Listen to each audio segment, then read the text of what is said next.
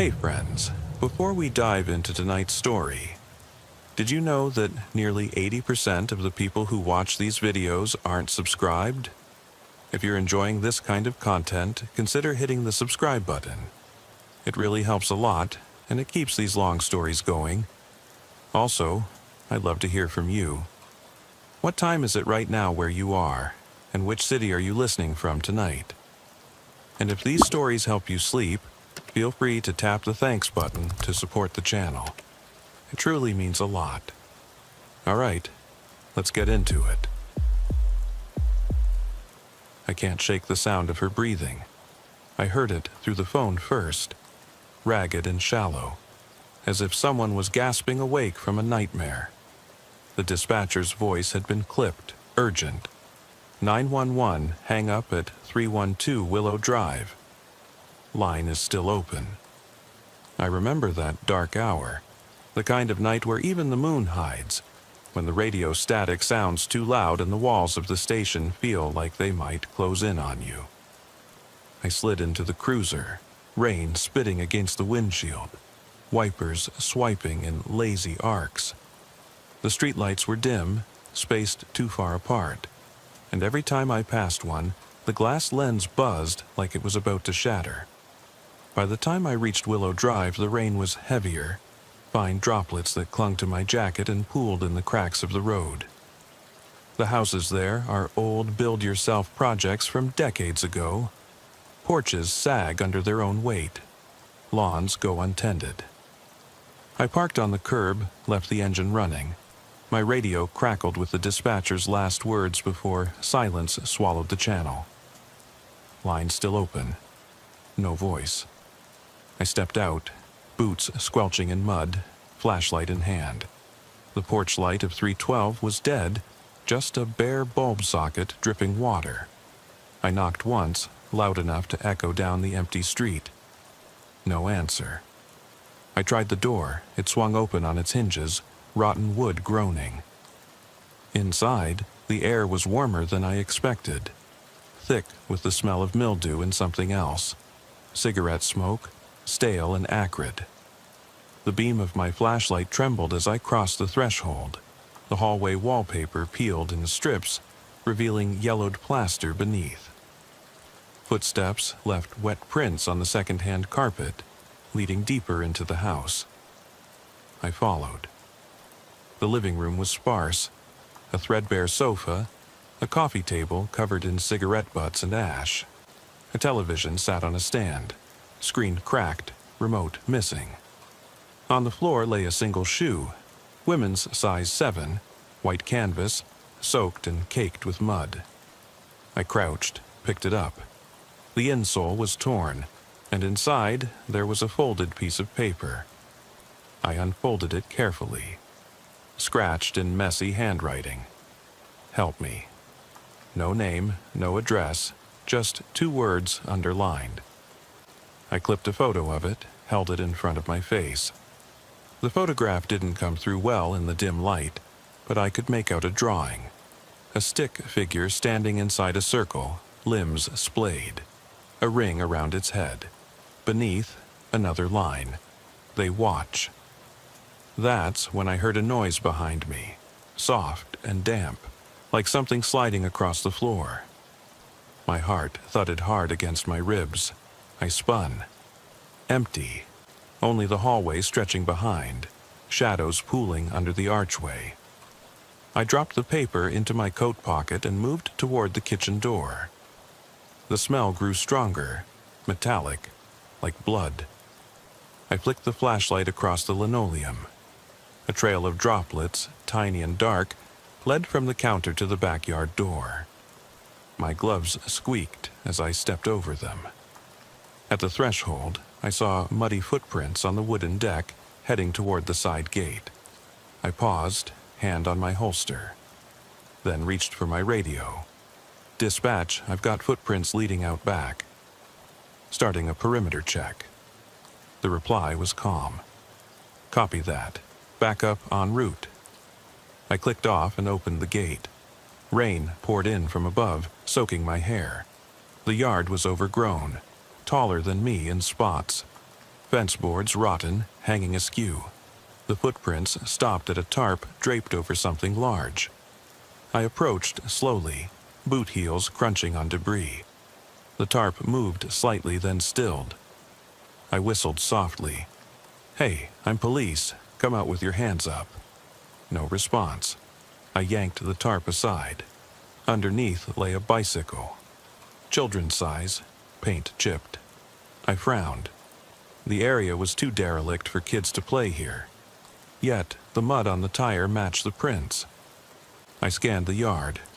To my left, a narrow gap between this fence and the next, just wide enough for someone to slip through. The rain washed away half of the evidence. I realized then, whoever was here didn't want to be found. I unholstered my flashlight and swept the darkness. The yard ended at an alley, which I couldn't see in the gloom. I thought I heard something. A breath, a shuffle. My hand rose to my chest, resting on the grip of my sidearm, but I didn't draw. I know that by the time fascination gives way to fear, you won't think straight. Better to stay calm, survey methodically. I checked my phone. No missed calls, no text. Battery at 92%. A text message lit up the screen. "Why didn't you wait for me?" No sender ID. I stared at it. Then the porch light upstairs flickered on for a second, illuminating the bathroom window. I aimed my flashlight at it. Empty bathtub, faucet dripping. Water splashed on the tiled floor, but the drain was bone dry. When I looked back outside, the window was dark again. Everything felt too still, like the night itself was holding its breath. My radio crackled. Backup is 5 minutes out. Sustained rain might slow them. I rubbed my temples. 5 minutes felt like an eternity. I forced myself to move, to look for clues rather than chase shadows. I stepped back through the gate and toward the side yard. There, half hidden behind a bush, was a child's doll, one glass eye missing, matted hair drenched with rain. I pressed my flashlight on it. The remaining eye reflected back. An empty stare. I dropped the doll in my hand. What are we dealing with? I silenced the question inside my head. I'd seen enough to call in specialists, detectives, forensics, but none of that mattered until I secured the scene. I backed out of the yard, closing the gate behind me. The house loomed, dark, gaping windows staring like hollow skulls. On the porch, the single shoe waited, alone in the damp. I paused at my cruiser. The engine hummed, lights on, ready to burn rubber down the road. Part of me wanted to leave, that instinct you get when your gut says you've stepped into something you weren't prepared for. But the radio said backup was nearly there, and leaving felt irresponsible. I yanked open the rear door, placed evidence markers at the front door, at the footprints, at the doll. I retrieved a bag for the shoe and the coffee mug shards clogging the hallway. Every detail mattered. A siren wailed faintly in the distance. I looked up at the sky. Clouds so low they seemed to press on the rooftops, blurring the line between earth and storm. A crow cawed from a nearby tree. I shone my flashlight at it. The bird lifted off, wings wet, and vanished into the rain. I turned back to the house. The front door corridor was empty, the markers crisp. No sign of footprints leading back in. When backup pulled up, 2 squad cars, they stayed at the edge of the street until I waved them forward. The lead officer nodded and slipped on gloves. He asked me what I had. I handed over the shoe, the doll, the mug pieces, and the folded note. His face went cold when he read, "They watch." He radioed for detectives. I climbed back into my cruiser, shook free rein, and rubbed my arms. The heat from the engine seeped into my jacket. I watched them work under the glow of their spotlights. They weren't mine to command, so I sat in silence, listening to their footsteps on wet asphalt, the camera shutters clicking. the muffled voices over the radio. I knew I should file a report, collect witness statements, canvass the neighborhood. But I was frozen, thinking about that breathing on the line, the uneven footprints, the doll's glass eye staring into nothing. I turned off the engine, left the headlights on. The house faded into shadows, the markers small and bright. Behind me, the road stretched empty into the night. I thought of her breath, of someone alive in that hollow place. I wondered who she was, if she was still out there, and if I was too late. I sat in the cruiser with the engine off, letting the rain wash over the windshield, replaying every detail. The dispatcher's words lingered. They watch. I kept staring at that note in my glove box, its jagged edges pressed flat from the night's chaos. The doll's glass eye, the single shoe on the porch, the muddy footprints. None of it fit a normal missing person call. My gut told me there was someone inside that house, or someone who'd been there. Someone who still might be. When I finally climbed out again, the air felt colder. I had backup officers on scene, but by now they'd retreated into the house, chasing faint clues I'd uncovered. I lingered at the edge of the yard, flashlight off, listening to the soft click of the gate swinging in the wind. Streetlights overhead buzzed and popped, sending quicksilver shadows dancing across the unkempt lawn. I pulled my jacket tighter and approached the back fence. The gap between the boards had widened, just enough to slip through. Leaning close, I trained my flashlight into the alley beyond. Puddles glimmered, a slick surface reflecting a broken line of light. I stepped carefully, boots slipping on oily leaves. My breath fogged in the beam. Somewhere down that alley, a door stood ajar. No porch light, no lock securing it. I radioed in, voice low. I'm checking the alley. Possible entry point. No answer. The channel was busy with forensics and detectives. Fine. I moved in. The alley was tight. Trash bins, discarded furniture, a stray tire leaning against a brick wall. The bricks themselves were damp, blackened by mold. I could hear water trickling, though I didn't see a drain. A faint odor drifted up. Rusted metal, something coppery. My hand brushed against a wall, and my flashlight beam caught something. Red smears on the bricks, low enough to be at child height. They weren't dripping fresh, but they glistened in the light. I squatted, ran my glove over the smear. Sticky, crusted. It might have been paint. Could have been something worse. I traced the smears to a low door, rusted hinges, warped wood. Through the crack, I saw a narrow stairwell leading downward. Another breath, but this time closer, like someone exhaled right next to the door. I froze. Radioing for backup would alert whoever or whatever was down there. Maybe they still lingered below, waiting. I pushed the door open. It creaked, a long groan of protest. Rainwater trickled in from somewhere above, pooling at my feet. I pointed my flashlight into the darkness. The stairs descended 4 at a time, 3 tiers before they vanished into pitch black. I flicked on the light at my belt, a tiny strobe that cut through the void with rapid, jerky pulses. A word scratched on the wall in thick black paint. Never. Beneath it, someone had carved initials. M.R. I traced the letters with my thumb. The wood was soft, splintering under my touch. I turned the strobe back on the stairs. At the foot, a puddle reflected the flashing light. I saw movement in the water. Something thin and pale floating. I dropped down the last 4 steps in a single motion, boots hitting the concrete floor with a dull thud. I swept the beam across a cramped cellar, old tools leaning against the walls, shelves lined with jars of what looked like roots and cloudy liquid. In one corner, a child's tricycle lay on its side, wheel bent. Mud from outside coated its handles. I swallowed, heart thudding. The damp air made my boots squelch with each step.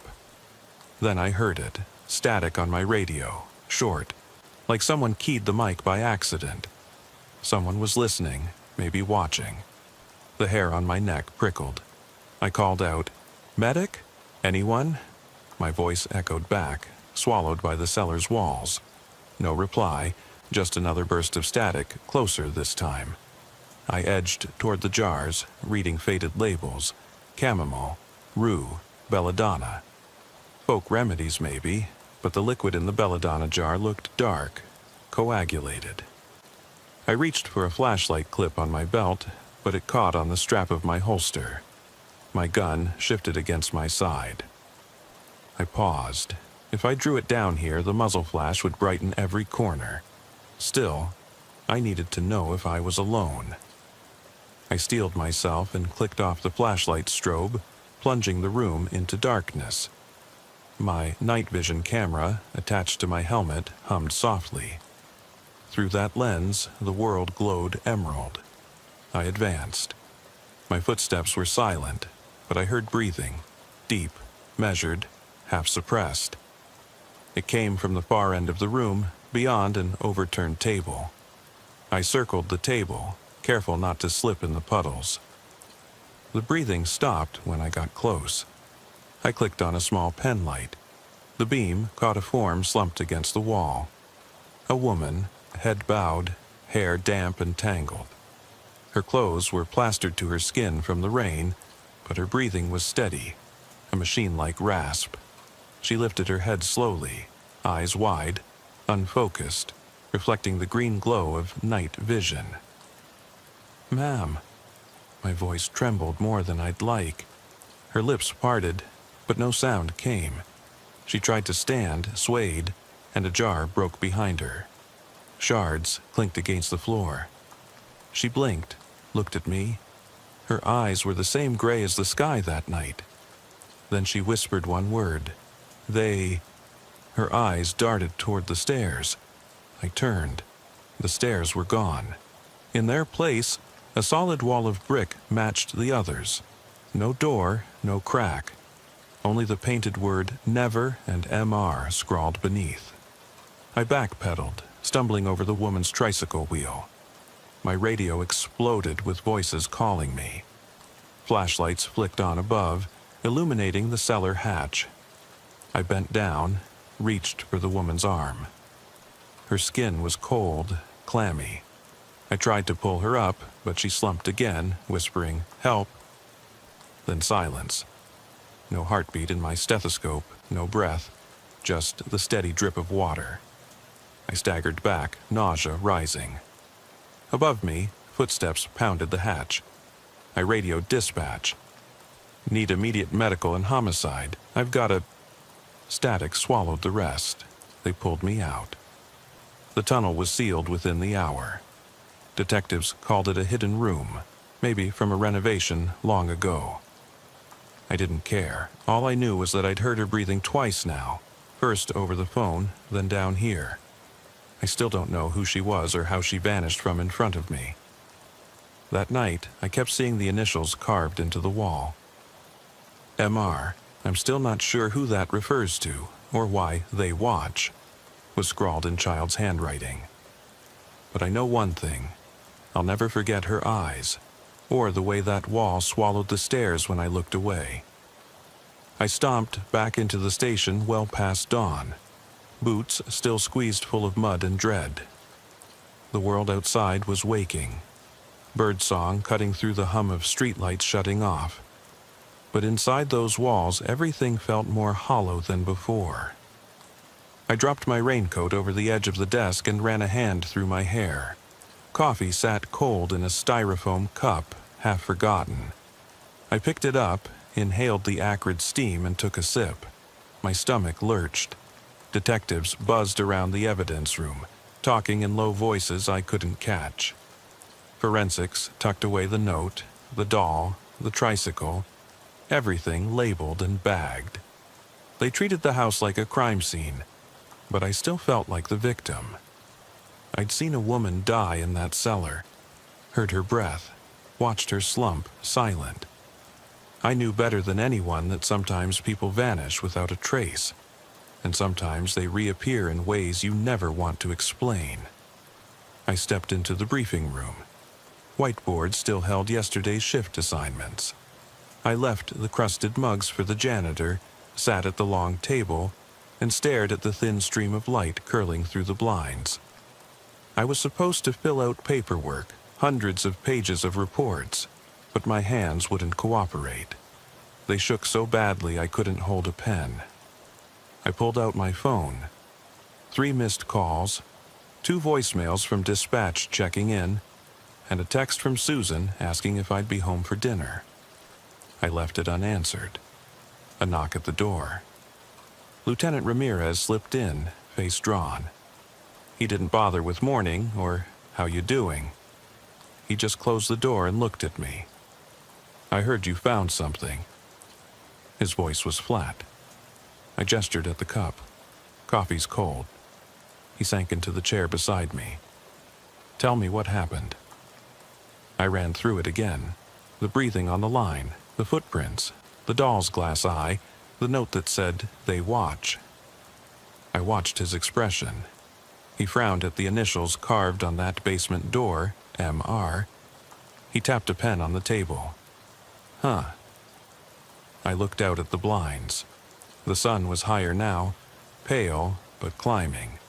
She was alive when I found her, breathing, then gone before I could call the medics.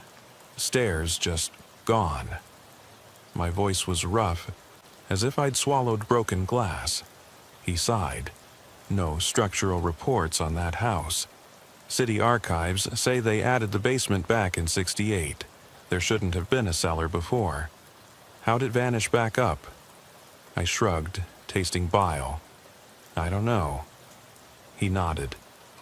Detectives want you to come down to HQ, statement, follow up. They might have questions about your timeline. I rose.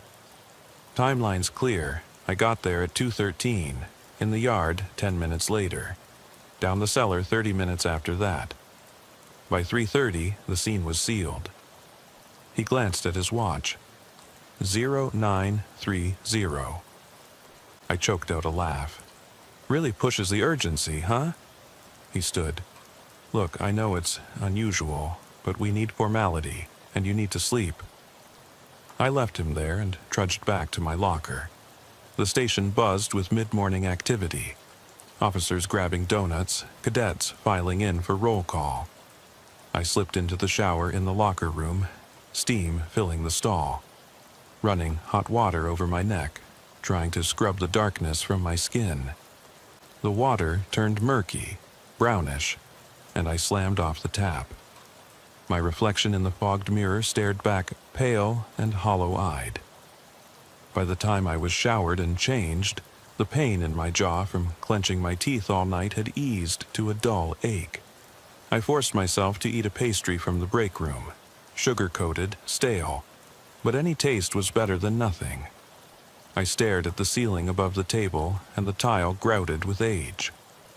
At 9:30, I made my way to the chief's office. Detectives filled the room, 2 cameras on tripods, a table covered in notes and prints of photographs. The notes' jagged edges, the doll's cracked eye socket. A still of the woman's pallid face, captured on my helmet camera. Eyes glassy, mouth parted mid-whisper. My name was on a printed label stuck to the mic. Officer Mitchell. I sat. A detective slid a folder across. This is your personal report. Read it, then we'll ask you questions. I flipped through pages, narrative reports, evidence logs, forensics notes. Every step I'd taken was documented. Somewhere, between my report and their tape, facts could shift. I closed it. The lead detective, a lanky woman with sharp eyes, leaned forward. Officer Mitchell, is everything here accurate? I nodded. Yes. She clicked on a recorder. Describe exactly what you saw when you opened the basement door. I took a breath. closed my eyes to recall the darkness. The door was warped wood, no latch, swinging inward. Water dripped onto my boots. Stairs went down 3 tiers, then nothing. When I shined the strobe, I saw her, a woman sitting against the wall. When I looked away, the stairs had vanished, just a brick wall.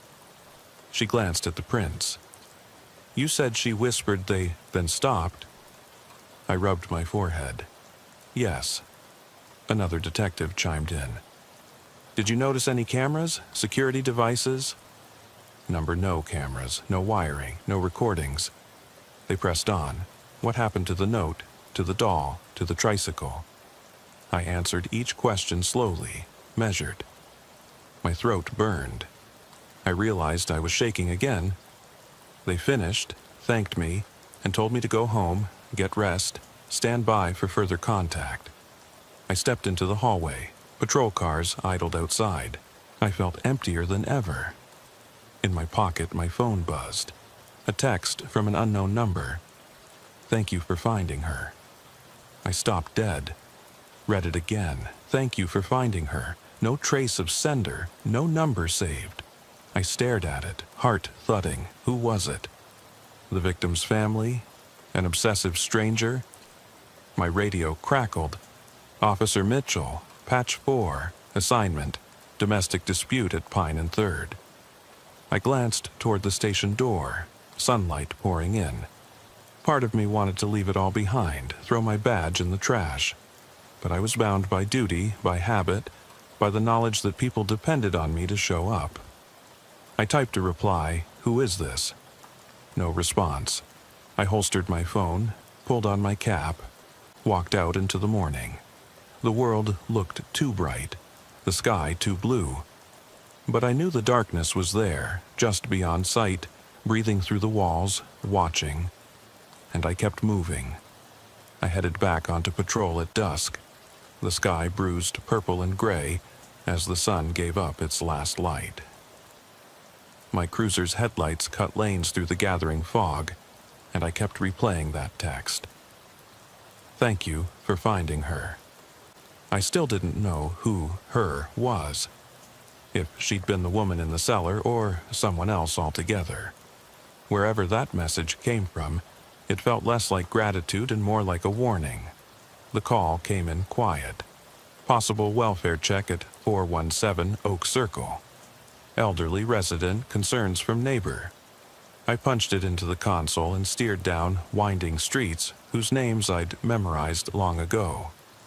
Oak Circle was near the old mill, boarded up storefronts giving way to neat bungalows fenced in by hedges. I pulled up, radio dispatch. On scene. I'll check on Mrs. Carter. The neighbor, a thin man in a sweatshirt, met me on the sidewalk. He looked as worn as the faded siding behind him. Officer, he said, voice low, I'm worried. Haven't seen her since morning. Mail's stacking up. He pointed at the driveway. No tire tracks in the gravel. Porch light flickered inside, but through the tinted windows I saw only the reflection of streetlights. I nodded. I'll knock. I raised my hand, rapped the door twice. Silence. I knocked again, still nothing. I checked my radio, backup was tied up.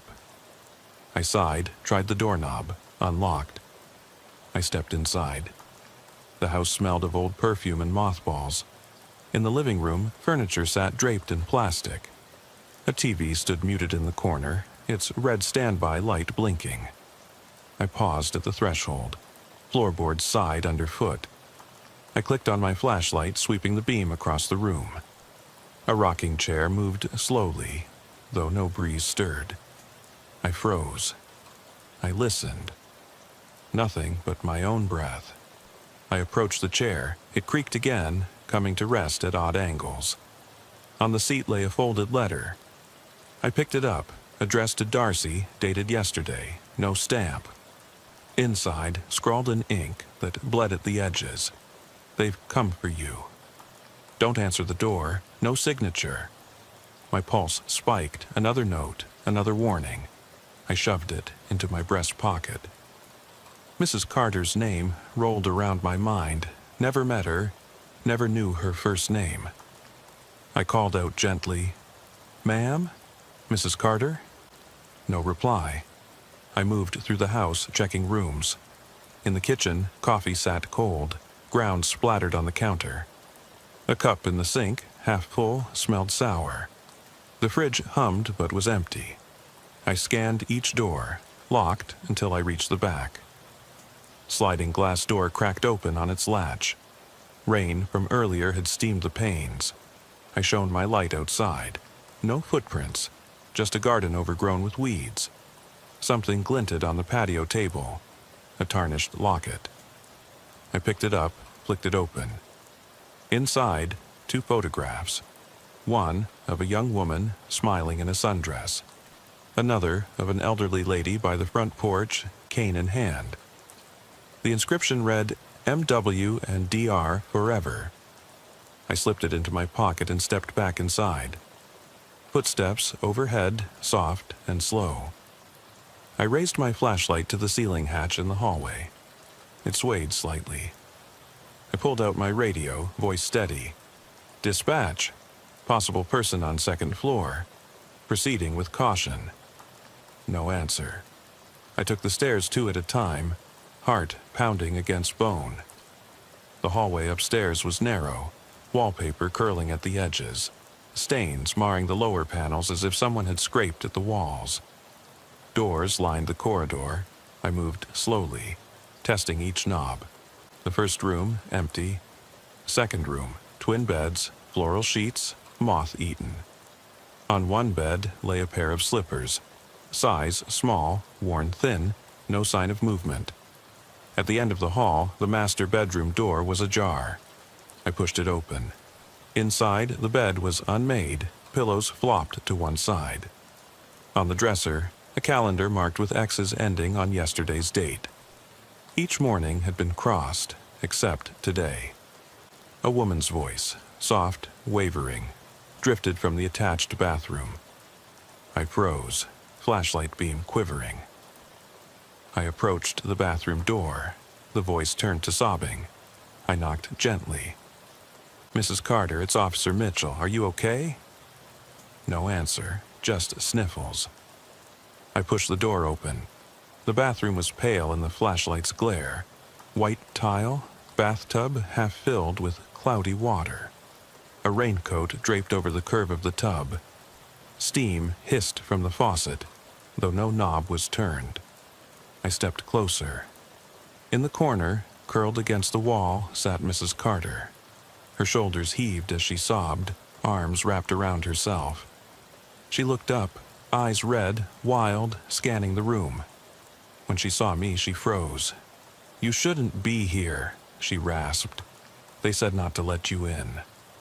I crouched. "Who did, ma'am? Are you hurt?" She shook her head. "Number. It's not that, it's them.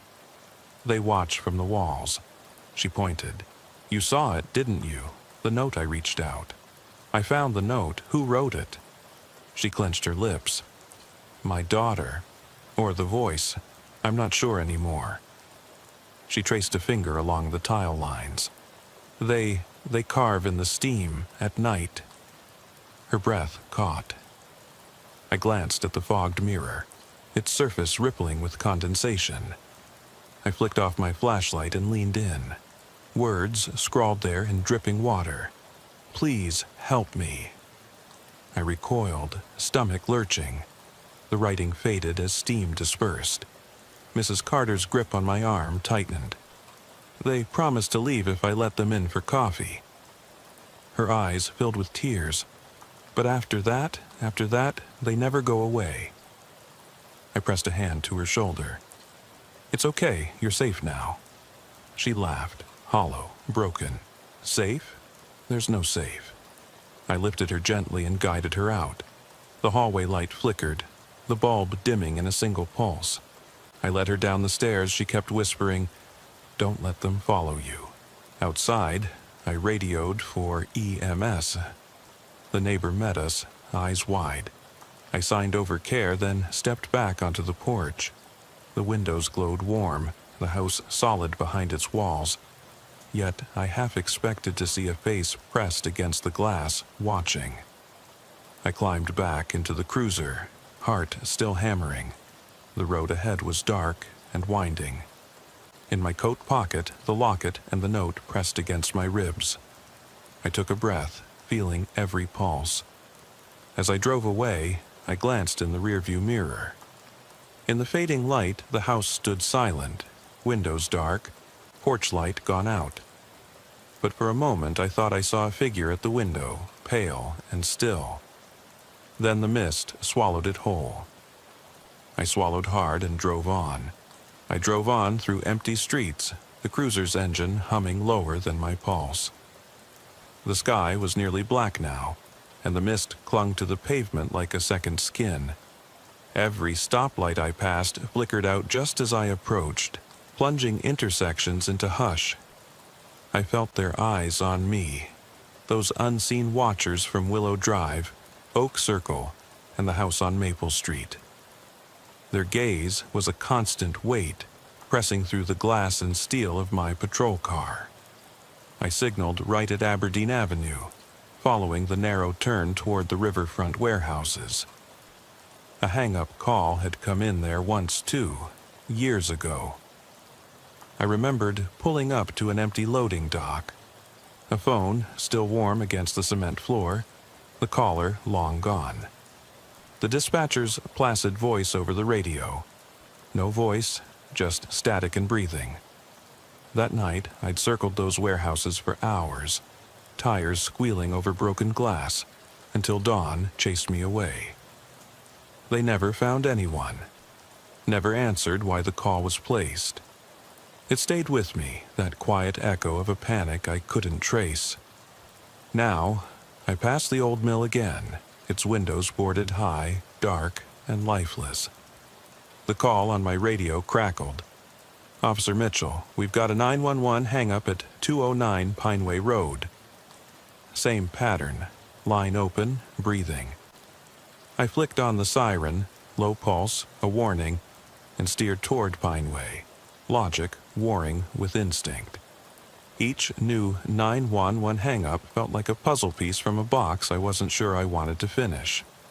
Pineway Road was narrow, the asphalt scarred by years of tree roots pushing up from beneath. Houses there sat back from the street, obscured by hedges tall as men's heads.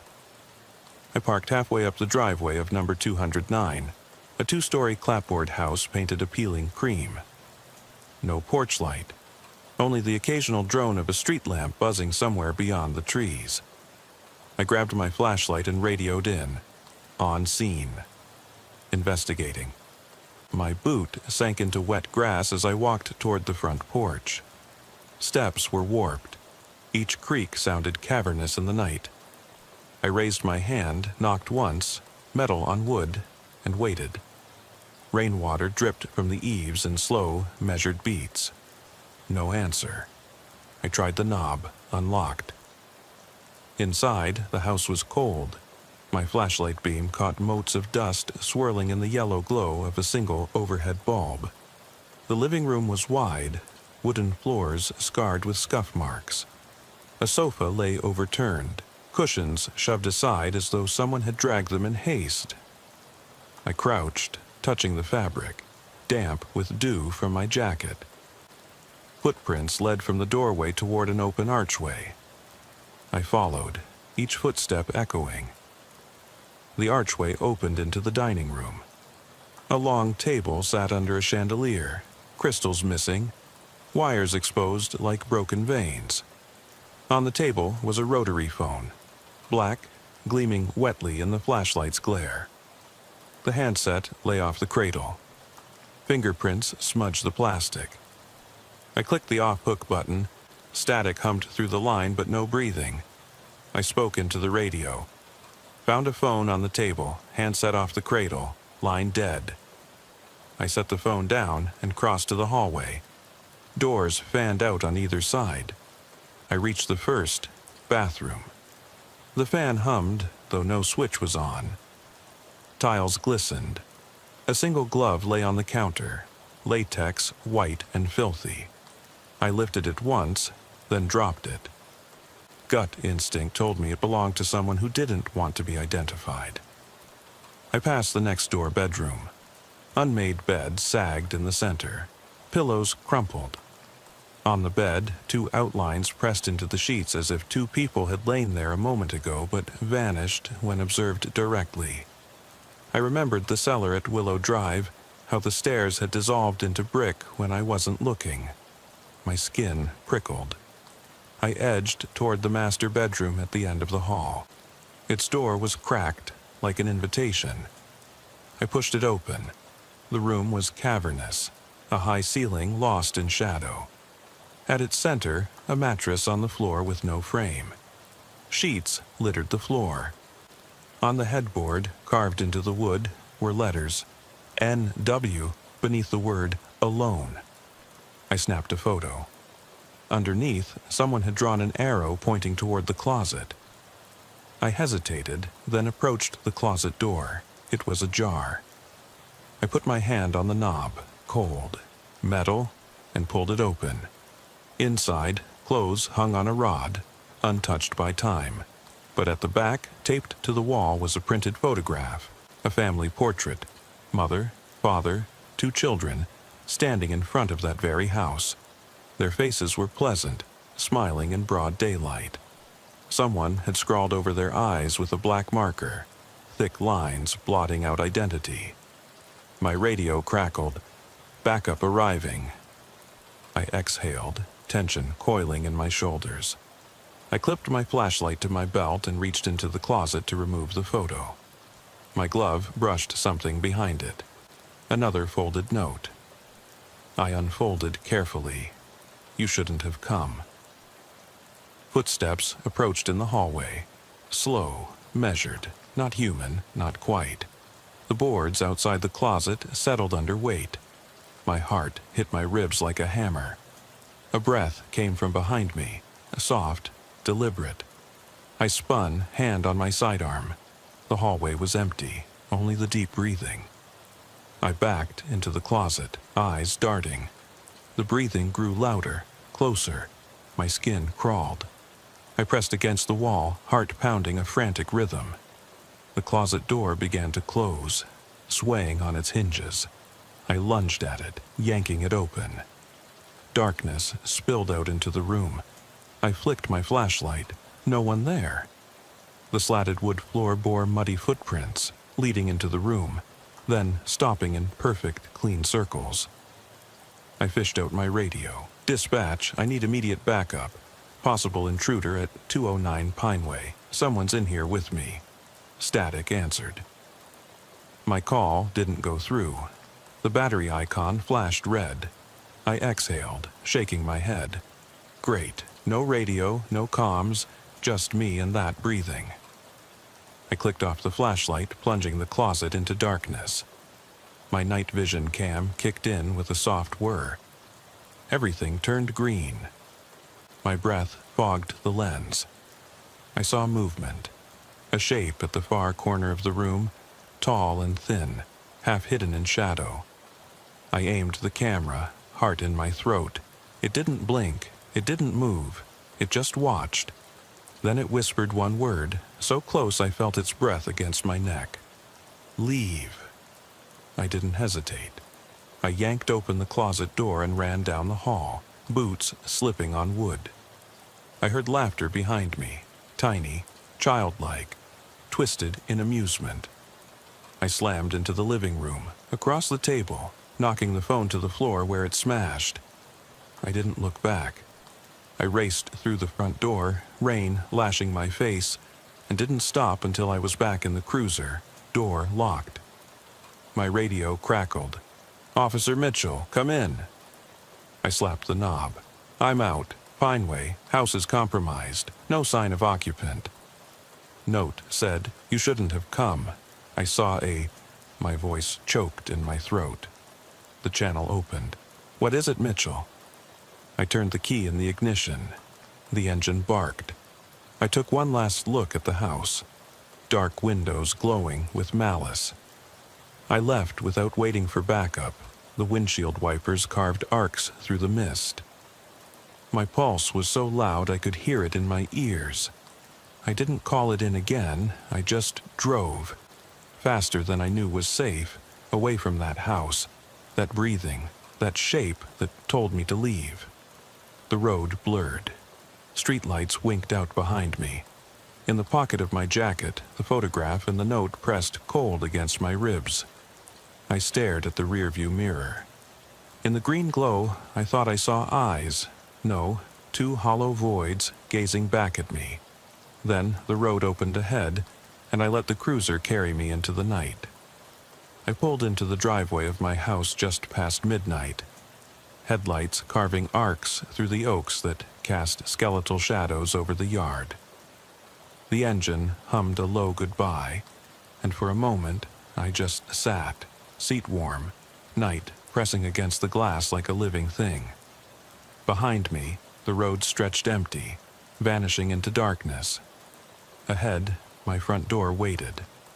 I reached into my pocket, felt the soft plastic of the locket, the folded edge of the note. A chill crawled up my spine as I unbuckled my seatbelt, the silence inside the cruiser deeper than any station at 4 a.m. I gathered my keys and stepped onto the porch. The boards creaked under my weight, each groan a reminder that this house, like every other, was built by hands that can't foresee what will live in the cracks. I brushed rain from my shoulders and fitted the key into the lock. It turned, and the door swung open on its hinges. Welcome or trap, I wasn't sure which. I sank inside, closing the door softly behind me. No radio, no cruiser to return to, just the low hum of the heater and the faint pulse of my own heartbeat. Inside, the hallway light flickered once, then steadied. The living room was a coffin of shadows. I dropped my raincoat over the back of a chair and set the locket and note on the coffee table, next to the cold cup of coffee I'd forgotten this afternoon. I flipped open the locket. The photos of mother and daughter stared back, eyes crossed out with harsh strokes. The initials, M, W, and DR, bore down on me. I traced the engraving with a fingertip and closed it, wondering if those two women had known this dread. I moved to the window and looked out at the dark yard. The mist had thickened, curling around the porch rail like fingers reaching. I shook it off and walked to the kitchen to pour myself a fresh coffee. The microwave chimed as I heated water, steam rising in swirls around the dim light. My hands trembled, but I forced them steady. I heard nothing but the drip of the faucet and the mug setting on the counter. I inhaled the steam and felt my stomach knot. A soft buzz came from the hallway. My phone, on the charger, lit up with an unknown number, 911. My heart stuttered. I stared at the screen. My fingers hovered, torn between instinct and fear. I answered. Silence, heavy as the air in those abandoned houses. Then, breathing, shallow, deliberate. Not ragged like the first night, but steady, calm. I pressed the phone to my ear. Hello? The line crackled. A soft click, and then a woman's voice so quiet I almost doubted it was real. I never left. I dropped the phone, coffee sloshing at the rim. I fumbled to answer again. The line was already dead. My knuckles whitened around the handset. I thought of the whisper in the closet. Leave. And of Mrs. Carter's voice, they watch from the walls. And of the woman in the cellar, whose life I couldn't save, who might still be out there, or might be here now in my own home. A floorboard cracked upstairs. I froze mid-sip. The mug tipped, spilling hot liquid across the counter. I set it down and looked at the stairs leading to the bedrooms. Upstairs, the dark was thicker. My cruiser's headlights would have faded by now. No backup, no evidence markers, no bright spotlights to banish it. Just me, alone with the breathing in my ear. I could feel its presence, as if something moved behind the walls just out of sight. I crept toward the stairwell, flashlight in hand. Each step groaned underfoot, sending small echoes into the empty house. My pulse thumped a warning. At the top, the hallway stretched away, doors shut like watchful sentinels. I shone my light on them one by one. Bathroom, no light, no movement. Bedroom, shadows pooling in the corners. My daughter's room, door closed. Pink, glow-in-the-dark stars scattered on the ceiling, silent. I exhaled, but felt air catch in my throat. Then I heard it, a whisper through the door at the end of the hall. I spun, flashlight beam dancing on the handle. The whisper, so faint again. Open! It wasn't Susan. She was away, not my partner. So who was calling me by my name, in my own house? I pressed my ear to the door. The whisper slid through the wood, an invitation or a threat. Come. My glove brushed cold door metal. My training told me not to open unknown rooms, not to approach the sound. But my gut twisted in a way I couldn't ignore. I twisted the knob. It clicked. The door swung inward. Inside was empty. Walls bare, floor smooth. But across the far wall, traceries scarred the paint, similar to the scratched words I'd seen before. The letters writhed in the flashlight's beam. U, R, next. Beneath them, initials carved, MR, and just a slash, incomplete. I stumbled backward, heart hammering. The door slammed shut behind me. I spun in panic, yanking at the handle, locked. My flashlight bobbled in my grip. Then the breathing started again, from somewhere in the room, soft and close. My breath caught. I swung the light around. The corner by the closet remained shadowed. I edged toward it, every nerve screaming. There, leaning in the dark, hunched on the floor, was a woman's silhouette, hair spilling forward. She looked like a block of shadow come to life. No face, just the outline of a body. Behind her, the initials MR glowed in scratch marks, as if illuminated by unseen headlights. I swallowed, voice gone. I raised the flashlight. The woman lifted her head. Her eyes were pale voids, blank yet fathomless, reflecting the beam like twin beacons. She tilted her head just slightly as if studying me. Then she whispered, voice raw, "I told you to leave." Her words hung in the air, a curse and a promise. My fingers found the knob. I yanked. The door burst open, jolting me into the hallway. The whisper followed, faint now, drifting behind me. "You can't run." I sprinted down the hall, tripping over slippers, nearly sliding on the wooden floor. I threw myself down the stairs 2 at a time, adrenaline tearing through me. The front door was ahead, within reach. I slammed through it, stumbling onto the porch, gulping cold air. The door swung shut behind me with a soft click. I jammed the key in and twisted until the lock engaged. Rain slicked the porch. I turned, expecting to see the shape at the window, but the glass was dark and empty. Only my reflection stared back. Eyes wild, ragged breath visible in the night. In my pocket, my phone buzzed again, 911. I held it in my hand, trembling. I looked up at the house, roof and chimney, windows dark, the breath of mist weaving through the trees. I remembered the first call, the last call, every silent 911 that had sent me running into someone else's nightmare. Now it was mine. The phone in my hand glowed with the word answer shining like a dare. I swallowed. I lifted it to my ear, a pause, static. And then that same intimately familiar breathing, close enough that I could feel the exhalation on my cheek. I pressed the phone to my ear, voice whispering, "Who is this?" The static drummed. A gentle click. The line went dead. I stood on the porch, heart pounding, drenched in rain and dread, listening. No sound but the drip from the eaves, the soft sigh of the wind, and then, as clear as if she stood beside me, the whispered words, "I'm already inside." And I realized I wasn't alone. I stood on the porch, phone pressed to my ear, fingers slick in the rain, heart pounding so loud it felt like the world would hear it. The line crackled once, a pause that stretched out until every second felt like an hour, and then came that breathing again, steady, measured, impossibly close. Not through the phone, but in the air around me. I let the phone drop, watching it fall into a puddle where the screen flickered under murky water. I didn't move. I didn't dare. The house behind me stood silent, every window dark except for those ghastly stars in my daughter's room, still faintly glowing. My mind raced back through every call I'd ever answered, every hang-up with nothing but breath on the line. Tonight, all of them converged.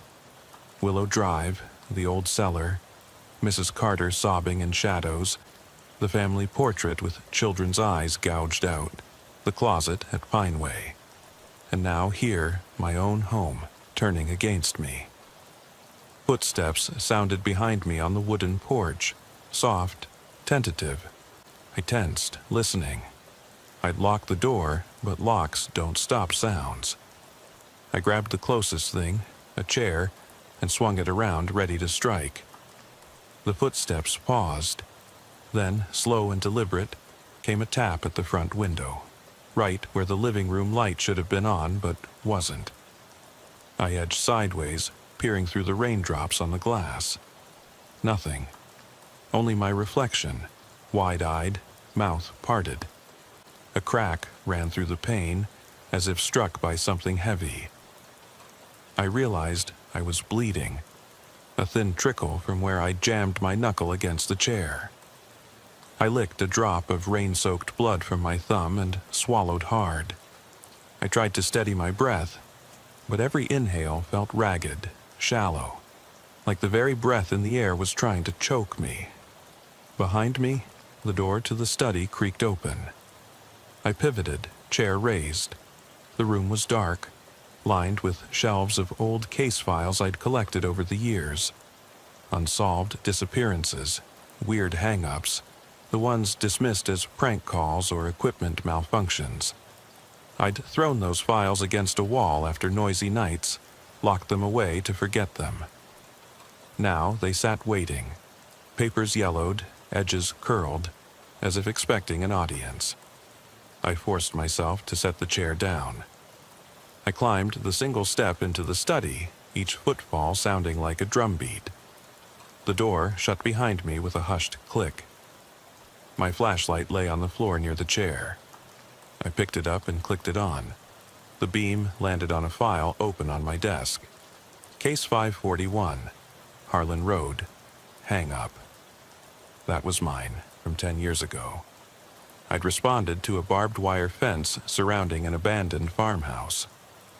Nothing there. Just breath on the line and the dial tone when I hung up. No body, no owner, nothing. I shook my head. I flipped the file closed and heard a wet thump behind me. I spun. From the doorway leading to the hallway, a dark figure slumped to the floor. My cruiser's raincoat discarded, soaking. No shoulders, just empty sleeves. My heart seized. I crossed slowly, breathing shallow, and picked up the coat. In the pocket was the single white glove, the one I'd found at Mrs. Carter's. I stared at it. Why was it here? I heard breathing again, inside the pocket. I froze, the glove dangling. The breath quickened, a half-choked gasp. I felt it against my skin, tactile, like someone pressing their mouth to my forearm. I dropped the glove and backed away, stumbling over a pile of case files. They fanned out across the floor. Reports of the cellar woman, the children's tricycle, the words, "Help me," scratched on mirrors. They whispered under my boots as I turned. The breathing came from behind the bookcase. One of the shelves had swung open slightly, revealing a narrow gap. I approached, light trembling in my hand.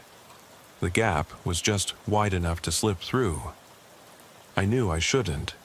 Chasing sounds in the old house had nearly cost me everything. But I couldn't leave it. Not tonight. I wedged my shoulder into the shelf.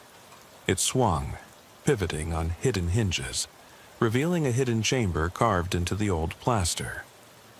I clicked off the flashlight and the room went dark, but for the faint glow of those glow-in-the-dark stars leaking under the door from the hallway. I advanced. The smell hit me first, damp earth, rot, antiseptic. Then I saw the breathing source, a small cot pushed against the far wall. On it lay a woman, in her 30s, pale as moonlight, wrapping her arms around herself. Her face was hidden in her hair. I raised a hand, voice hushed. "Ma'am." No movement. I clicked the flashlight back on and stepped forward. The beam swept across her, and I saw the glint of tears on her cheek. I knelt beside her. "It's okay," I whispered. "I'm here to help." She lifted her head. Her eyes, those same pale voids, stared at me without seeing. I reached out. Her skin was ice cold. Then a rasping whisper came from behind me, close enough to tickle my ear. "You found her." I spun. No one. Just the empty chamber and a second woman standing behind the first, black dress draped to the floor. Her lips parted in a smile that never reached her eyes. I stumbled back, heart hammering. The two of them stepped forward in unison. The first lifted a hand, slender fingers flicking the flashlight from my grip. It clattered to the ground and rolled away, plunging us into near-complete darkness. I squinted, trying to make them out. The second woman, taller, tilted her head, silhouette soft as smoke. The first whispered, voice eerily familiar, "We waited so long." My radio buzzed in my pocket. Instinct had kept it there. I fumbled it out and pressed the button. "Dispatch, can you hear me?" Only static answered. I dropped it. They closed in. I backpedaled, chest tight. A shaft of pale light cut in from the cracks around the door. A patrol flashlight confirming backup had arrived. I exhaled, relief crashing over me. Or so I thought. I rushed toward the light, arms outstretched, stumbling. But the chamber did not end in a door. It ended in a brick wall, the same plaster I'd broken through. The light slices danced across the bricks, illuminating carved words, "You never left." Beneath, initials again, MR and DR, the letters neatly inscribed. I pounded on the wall. "Help, let me out." My voice echoed, then drowned in silence. The two women stood unmoved. The one on the cot opened her mouth to speak, but no sound came. The taller one bent forward, hand reaching toward me. Her fingertips brushed my cheek. Cold, a whisper of pain. Then she sighed. The walls began to close in. The chamber shrank, the ceiling dropping, the air pressing against my lungs. I clawed at the bricks, nails scraping. The cot sank into the floor. The woman curled tighter, eyes where mine had been. The taller woman leaned in, breath hot and foul, and whispered one final line. "We came home." I screamed, a ragged roar that shook the chamber. Bricks ground together behind my back, dust falling in motes. My vision blurred, my lungs burned, and then, all at once, the crushing pressure stopped. Darkness swallowed the space. I woke on the floor of my living room. Morning light filtered weakly through the curtains. My head throbbed. I sat up, dazed. The hidden study door was gone from the wall, just a patch of mismatched plaster. My daughter's stars were dark. The locket and note lay on the coffee table, untouched.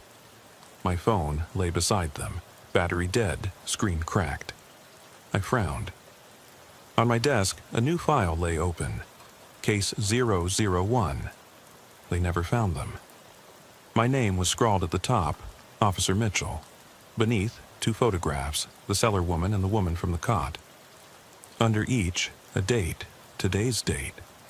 My chest tightened as the recognition set in. I sank to the floor, staring at the file. The final words at the bottom, "Welcome home."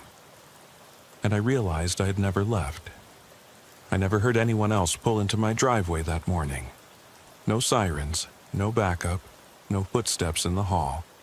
Just the soft hiss of the heater clicking off and the dull thud of my own heart slowing inside my chest. When I opened my eyes, I was lying on the floor beside the desk where I'd collapsed. The file, my file, was still open at case 001. The papers beneath it trembled as if a breeze had passed, though every window remained shut tight. I pushed myself up and felt the rough grain of the hardwood beneath my palms. My reflection in the darkened TV screen was hollow. Eyes dull, uniform gray. I reached for the file. The photographs inside were the women I'd found lurking in my nightmares. The cellar woman and the cot woman. Beneath each photo was scrawled a date that matched today's date, my date of duty. In red ink, someone had written a single word across the bottom of both images. Home. My breath caught. I closed the folder, but the words stayed burned in my mind. I slipped to my feet and walked toward the couch, the locket and folded notes still lying there from the night before. The locket's clasp clicked open in my hand, revealing M.W. and D.R. staring back through the scratched-out eyes. A tremor ran through me when I remembered the initials carved into that hidden chamber, M.R. and D.R. The second set of initials was mine, Mitchell, Robert. But the first, the woman beside me in that chamber, the one who whispered, "We came home," bore my daughter's name, D.R., Darcy Ruth. I caught my breath. The note lay folded again, as though someone had smoothed it back into shape. I opened it one last time. In familiar scrawl, 4 words, "You never left me." The room felt too small, as if the walls themselves tightened around my shoulders. My radio crackled in the kitchen, on, though I'd turned it off hours ago. I crossed the room, each step weighted. The radio emitted static, then a low whisper, "Come back." I froze. The whisper was my own voice, warped and distant. My pulse echoed in my ears. Through the static, I heard something else. Another breath. Gentle and living, but impossibly faint. I followed the sound into the hallway. At my feet lay my daughter's small sneaker, muddy and worn exactly like the trailer park shoe I'd found at Willow Drive. My throat seized. Darcy had been away at her mother's for spring break. How did her shoe appear here? I knelt and picked it up. The insoles bore tiny scrawls in pencil. "Daddy, don't leave." My vision blurred. I dropped the shoe and backed into the living room. The front door stood open, unlocked. Outside, the morning light was gray and still, thick mist curling across the lawn. I didn't remember opening it. The phone in my hand buzzed. An incoming call, unknown. I swiped to answer. Silence. Then the softest whisper, "I'm home." I dropped the phone and stumbled backward, chest heaving. The files on the coffee table fluttered as if caught in a breeze. The living room light flickered overhead. Then I heard footsteps, tiny and deliberate, behind me. I turned quickly. My daughter stood at the top of the stairs, face pale beneath the glow in the dark stars. Her eyes were those same voids I'd seen before, empty, reflective. She wore her raincoat, zipped tight, boots muddy as if she'd walked through the night. She didn't speak, she just stared. I swallowed, voice cracking. "Darcy?" No answer. I took a step forward. She raised a hand, pointing toward the study door. Her lips parted in a whisper I could barely catch. "We're together." My knees buckled. The room spun. I reached out, but she didn't move. Instead, she sank back into the hallway shadow. disappearing behind the banister. My heart thundered. I heard the study door creak open, slowly, inevitably, though I knew I had sealed it yesterday. A chill rushed through the house as if the air itself were inhaling. Then, silence. I stood alone in the gray morning light. The mist pressed against the windows. No laughter, no footsteps, no cries. The only evidence of her existence was that single, muddy shoe at my feet, and the echo of her whisper in my mind. I thought I saw her reflection one last time in the dark screen of the TV, standing beside me, but when I turned, the room was empty. And I realized that in chasing them into the dark, I had never really come home. Who could say where my daughter is now, or where I truly stand? All I know is this house, my mind, and my life are no longer mine alone. I am never leaving again, or they never will. It was just past 2 a.m. when the call came in. I was leaning back in the driver's seat, the heater humming low, windows fogged from my breath, when the radio crackled. Unit 5, possible hang-up call. No voice. Pings at 213 Willow Creek Drive. Repeat, no voice. I eased the mic away from my mouth. Copy that, dispatch. My partner, Torres, sitting shotgun, gave me a tired look over the dashboard lights. His eyelids drooped. He was 2 cups of coffee shy of alert. Another one? He muttered, voice gravel thick. Too many this week, I said. I tapped the cruiser's console, punching in the address. Willow Creek was the kind of subdivision that used to boast white picket fences. Now, half the lawns were overgrown, street lamps sputtering on rusted poles. We rolled down the road, tire treads humming on wet asphalt. Rain had tapered off, just enough drizzle to make the street gleam like a dark mirror. The trees arched overhead, their branches brushing against each other like fingernails. Sounds like a prank, Torres said. He glanced at the radio scanner, then back at me. His tone was casual, but I could hear the tension beneath. He was an old hand, 5 years on the force, and he knew better than to shrug off a silent 911. I nodded. Someone's in trouble. Could be a kid too scared to talk, or worse. My voice was low enough that even I had to listen closely. That's how these things start. Quiet and unassuming, until you're standing in the middle of something you can't explain. The GPS croaked a final turn, a narrow cul-de-sac with 4 houses, each dark as tombstones. Number 213 sat at the end, porch light flickering once, twice, then off.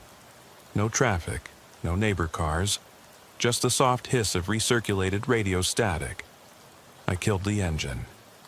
The cruiser fell silent except for the receiver's hum. I opened the door. Cold air hit me like a wall. I stepped onto damp grass, boots sinking slightly in the soft earth. Torres followed. He snapped on his flashlight and aimed it at the front window. No glow inside. Let's keep it tight, I said, voice clipped. Approach together, doors first. Torres moved to stand beside me. We advanced on the front door. No screen, just a painted wood slab with a brass knob. I rapped 3 times, loud, deliberate. Police, 911 call, everyone okay in there? Silence. My breath caught. I knocked again, harder. Footsteps, soft, step, step, moved just inside. My hand dropped to the holster. Torres, I whispered. Did you hear that? He nodded, flashlight trained on the crack under the door. A faint glow, just a sliver, pitched the hallway in a pale half-light. I twisted the knob. It turned, unlocked. We entered. The floor was linoleum, cold and sticky under our boots. I swept the light across the foyer, family photos on a side table, frames tipped over, glass glittering like small shards of ice. Check for movement, I said. voice barely above the growl of the heater. Torres peeled off to the right. I went left down a short hall. The air smelled musty, like a closed room left to rot. My light caught on overturned furniture. A chair on its side, magazines scattered, one page torn out. No sound but my own breathing. I reached what looked like a living room. Sofa cushions slumped as if someone had bolted from the chair. A coffee table held a mug, half full of cold, stale liquid. I flashed the beam upward, ceiling fan blades spinning slowly in the dim nightlight. I crouched and tapped the mug. It rocked but didn't spill. The surface was still. Footsteps behind me. I spun, flashlight jerking. Torres stood at the doorway, mouth half open. He pointed toward the window, tarped shut, yet shredded in one corner. Rainwater dripped through, forming a small puddle on the carpet. I swallowed hard. Windows cut. I checked the sash, several inches open. Someone was here. Torres keyed his mic. "Dispatch, this is Unit 5. We have forced entry signs at 213. No visual on any victim or suspect." Static crackled. "Copy, Unit 5. Backup en route." I shone my light at the far wall. Spotted a low table with a phone off the hook. Cord curled like a snake. No dial tone. I picked it up and clicked it back into place. The line pinged, still open. I tapped the radio again. "Dispatch, terminate line." They complied. Silence returned. I moved toward the kitchen at the back. Floorboards creaked. A shadow flitted past the doorway, quick, low to the ground. A child? I froze. The figure vanished. Torres joined me by the sink. "Someone in here," he said, voice tight. "No family." We hit the hallway, through a cracked door. Master bedroom. Bed made, sheet smooth, then a smear of something dark along the footboard. Like paint, but too thick, too deliberate. My heart thumped in my throat. I knelt and touched it. Sticky, cold. I flicked a corner with my gloved finger, deep red. I sucked in a breath. Blood. Before Torres could reply, something slammed in the next room, a bathroom door closing. We both jumped. My flashlight beam darted toward the sound. The door trembled, then rattled as if someone was pushing from the inside. "Open up!" Torres barked. Silence. Then a whisper, faint. "Help!" My chest tightened. If this was a kid, they were in trouble. If it was someone else... I tightened my grip on the light. I tried the handle. Locked. "Ram, lock," I said. I grabbed my radio, Unit 5 requesting breaching tool. Moments passed. The rattle stopped. I banged on the door. "Please, we're police. If there's someone in there, answer us." No response. Only the flood of my own breath. My eardrums felt full. Ramirez joined me at the door. He lifted his flashlight over my shoulder. We exchanged a look. Same fear, same resolve. With one swift shoulder, I rammed the door. It groaned, then gave. We surged inside. The room was empty. White tile floor, a sink cabinet, shower curtain drawn. Wet footprints led from the tub, across the tiles into darkness. My light caught on something by the wall. A small figure huddled, knees tucked to chest, back to us. "Police!" I whispered, voice cracking. The figure didn't move. My light revealed pale skin, eyes closed. I knelt, reached out. No breathing. I flipped it over. A doll. My hand stilled. It wore a raincoat identical to one I'd seen on a missing child poster months ago. Silence stretched. Then the doll's head turned, slowly, eyes painted red, glinting in my beam. I jumped back, heart in my throat. A child's laughter echoed from somewhere upstairs, soft but manic, cutting through the quiet like a blade. I radioed for backup again, voice unsteady. "Dispatch, we have unidentified child sounds on the upper floor. Please hurry." As I climbed the stairs, every nerve screamed. I thought of my own daughter, sleeping safe miles away. We reached the landing. The laughter stopped. I raised my light. Down the hallway, bedroom doors lined up like dark teeth. At the end, the door was cracked, warmth spilling out in a dull orange glow. My hand rested on my holster. My partner's breath was close behind. I murmured, "On 3." I pushed the door open. The room was empty. No child, no furniture, just the low hum of an old heater. Then a soft click behind us, the front door slamming shut. In that instant, I knew we weren't alone. I turned toward the sound and froze. A small handprint bloomed on the window glass, right where the latch had been. And then, silence again. I don't know which scared me more, the emptiness of that room, or the certainty that someone, or something, was waiting beyond the glass. It was minutes later, maybe 10, though time blurred in that house, when the backup arrived. I heard their engines through the open window, headlights carving light into the hallway. But in that moment, all I felt was the press of chest against my spine, the beat of my pulse so loud it drowned out everything else. I turned back to the bedroom window where that small handprint lingered, smeared and half rained away. My flashlight trembled in my grip. Behind me, Torres was on the radio, summarizing our situation. I caught fragments. No sign of a child or suspect. Forced entry, possible staged scene. I swallowed, voice hoarse. Get a K9 on the perimeter. Sniff out anyone who slipped away. Outside the window, a ripple of movement, a flicker in the bushes. My heart leapt. I ducked, training the beam through the glass. Nothing. But then, from the darkness beyond, a child's face appeared for a heartbeat, pale, eyes wide, lips pressed together, then gone. I slammed into the glass, breath fogging the pain. "Hey, come out!"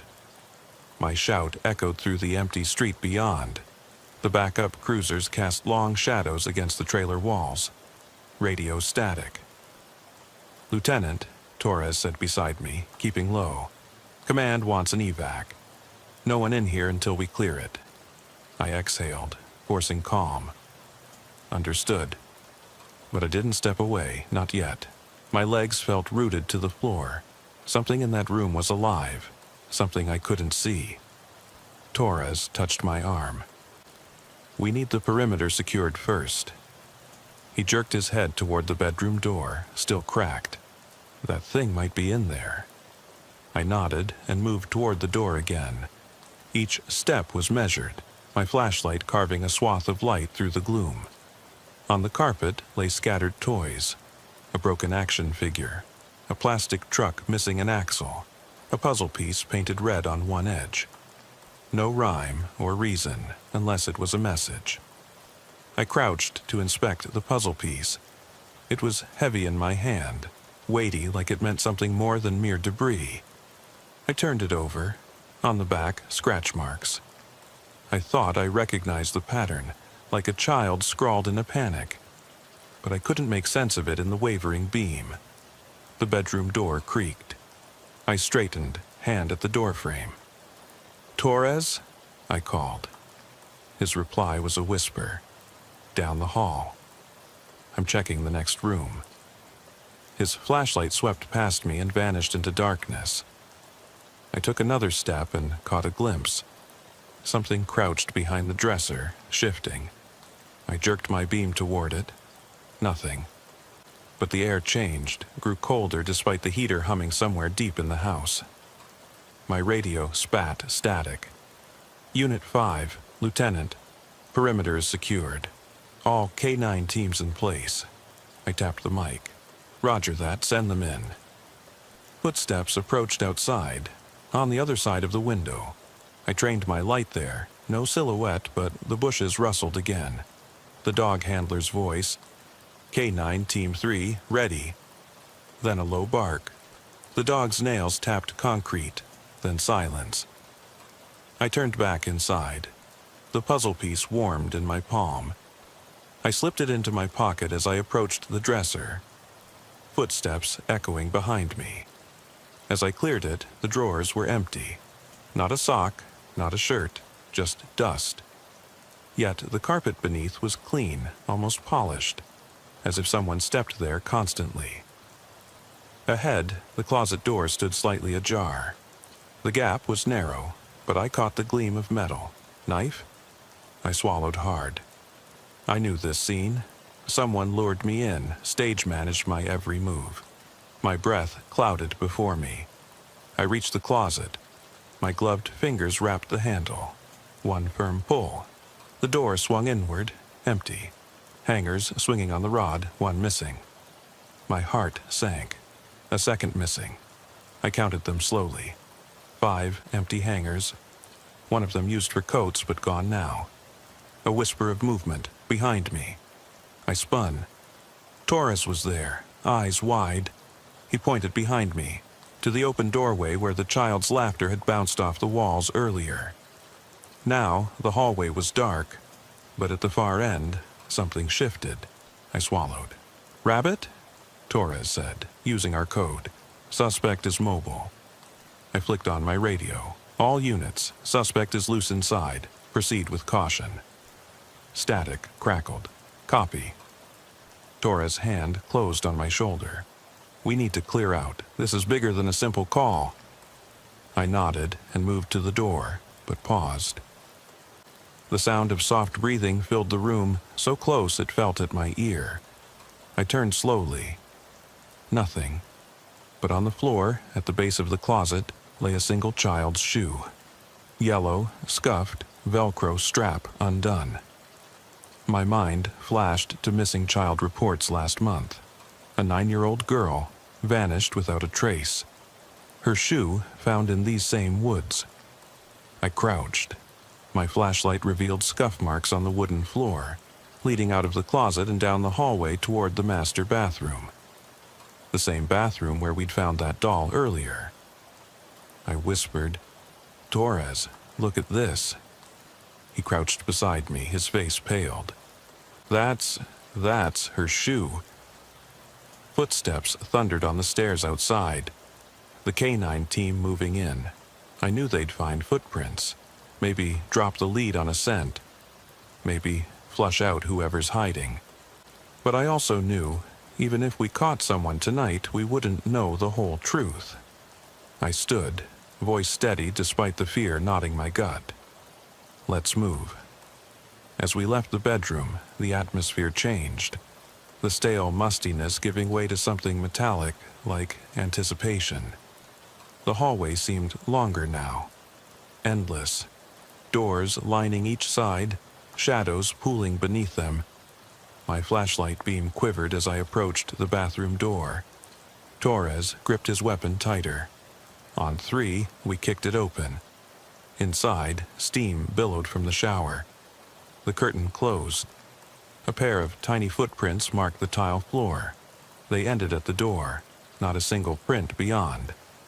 I cursed low, radioing for the entry team. Unit 5, possible juvenile suspect. Last seen heading down the hall, proceed room to room. Behind us, the K-9 team's barks grew loud. But in that house, their excited snarls sounded off-key, an animal sensing prey where none remained. I exhaled. The shoe in my coat pocket felt like a tombstone. I stared at the footprints, at the steam rising and twisting under the light. Then silence, because she wasn't there. And I knew, no matter how many dogs, how many officers, we'd never shake the feeling that something was watching from those darkened rooms. Something human, or maybe just the echo of a child's desperate plea, left unanswered. The laughter returned, soft and close, right behind me. I spun. Empty hallway. Only the echoes of her voice, carrying a promise we couldn't keep.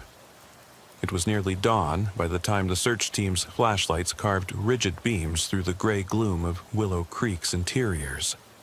I stood at the threshold of the hallway, rainwater dripping from my coat onto worn carpet, my boots heavy against the floorboard seams. Behind me, Torres and 2 uniformed officers fanned out, systematically prompting every room to clear. But those footprints and that single yellow shoe, found and left behind, were enough to tell me we were chasing ghosts. Every breath felt thick, as though the stale air in that house had congealed overnight. I could still taste the metallic tang of fear, mixed with cheap carpet cleaner and the faint scent of something floral, like a child's shampoo. The hallway doors, 6 on either side, loomed like sentinels, each one a question mark. Beyond them lay bedrooms, closets, bathrooms. Every intimate space turned alien. "Lieutenant," one of the fresh officers whispered, voice low. He shone his light under the 3rd door on the left. "Nothing but—" He trailed off, tilting his head. His beam shook across the floor, and there, scrawled in red on the baseboard, were 2 letters. H-E. The paint looked fresh, bleeding onto the wood grain. Beneath it, faint streaks, finger smudges, led back toward the center of the hall. I inhaled. "Draw the line," I ordered. "From here out, no one steps past except me." My mouth was dry. I tried to swallow, but it felt like sand in my throat. The officers froze in place, shock writing their eyes. They'd seen it too, the whispered plea, so minimal that it might have meant anything. He, as in someone's name, or help, without the last 2 letters. Either way, still unresolved. Torres slid alongside me, crouching to inspect the smudges. His flashlight caught the sheen of moisture. "Lab will want to dust," he said. We both knew the rest would find prints, maybe DNA. But that only answered what happened here, not why or who. I nodded. "Secure that for evidence." I stood and pivoted toward the far end of the hall, where the master suite door, still ajar, beckoned with that dull orange glow. My heartbeat had settled into a slow drum, each beat a reminder that I was still breathing, still alive, still needed here. We advanced. The master bedroom was cavernous compared to the other rooms. A king-size bed pushed, flush against the opposite wall, windows curtained with heavy drapes, drawn as if to keep the world out. My flashlight skittered over an ornate dresser, its mirror cracked in 3 places, fractures running like lightning through glass. The bedspread was mangled, sheets tangled, mattress depressed in one corner where someone, or something, had knelt. A framed family portrait lay face down in the carpet beside the bed. I bent and picked it up. The faces were intact, smiling parents, a daughter no older than 6. But someone had scraped red into the glass at the bottom. Another word, home. The letters were shaky, hands perhaps not fully formed, the child's handwriting. But they were too neat, deliberate, weighted with intention. "Torres," I murmured, "look at this." He crouched next to me. His light traced the glass, his jaw clenched. "She's everywhere," he said, voice flat. "Or someone's framing her." I slid the photo back onto the carpet gently. My mind sifted through every missing child case that had passed through this precinct in the last decade. None fit perfectly.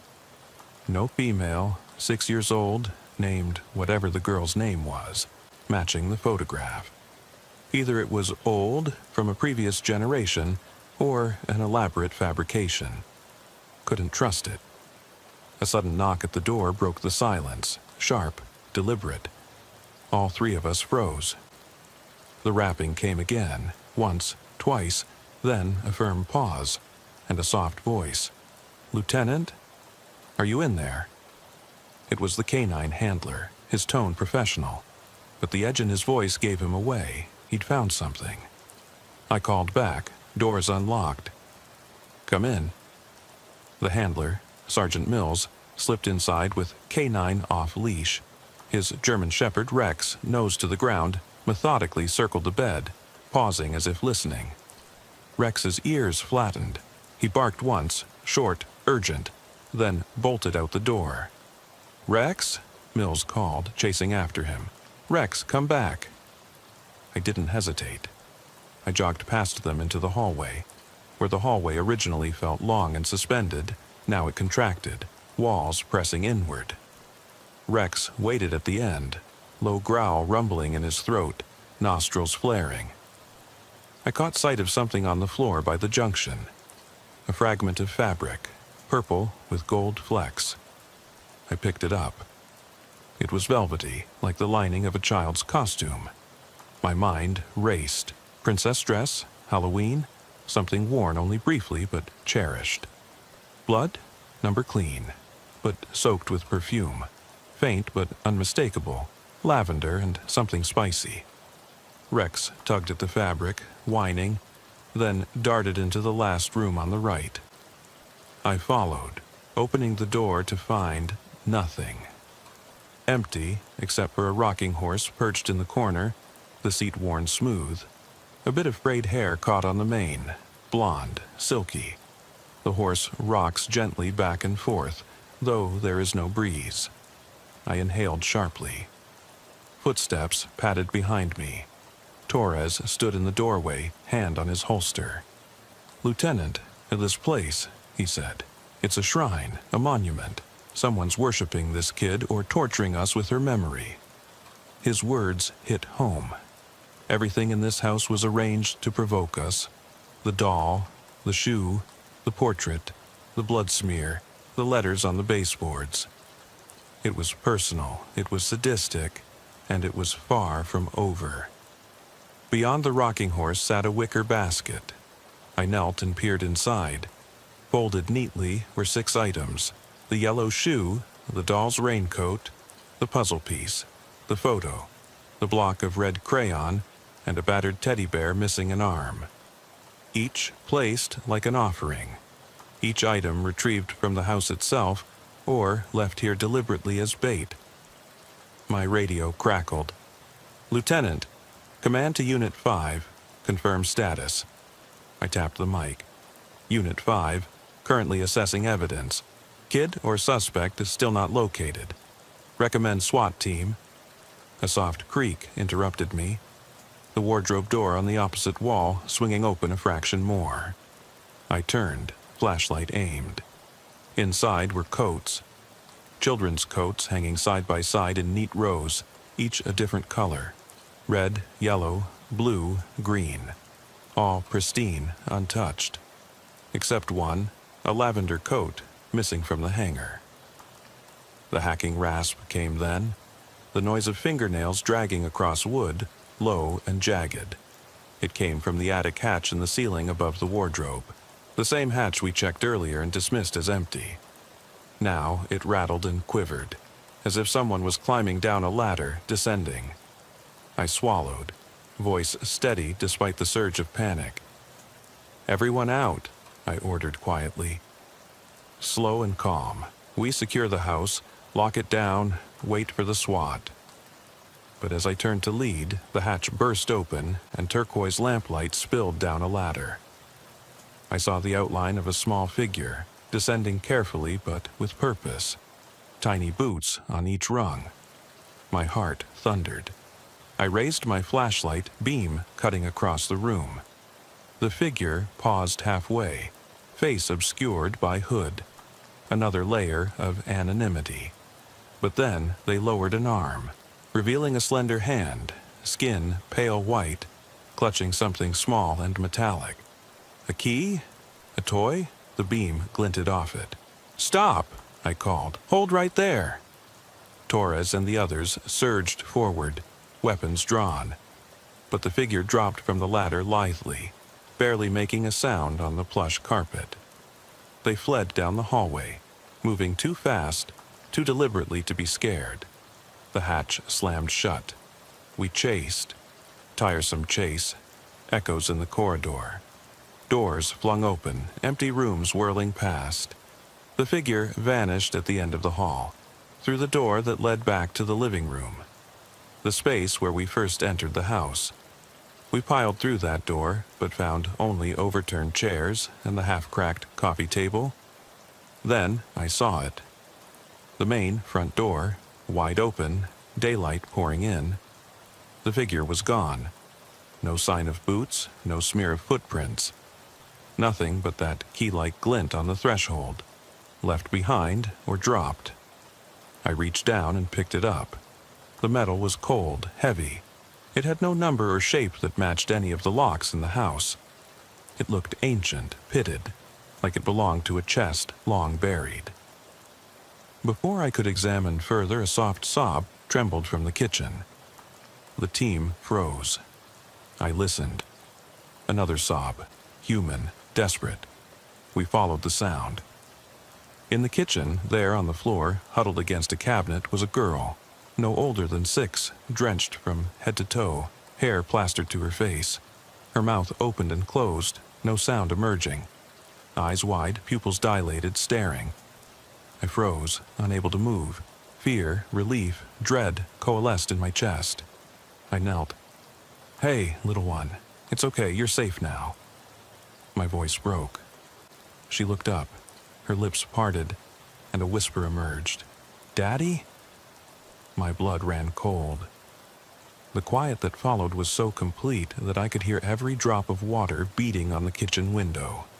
The other officers stood rigid, rifles lowered but still aimed.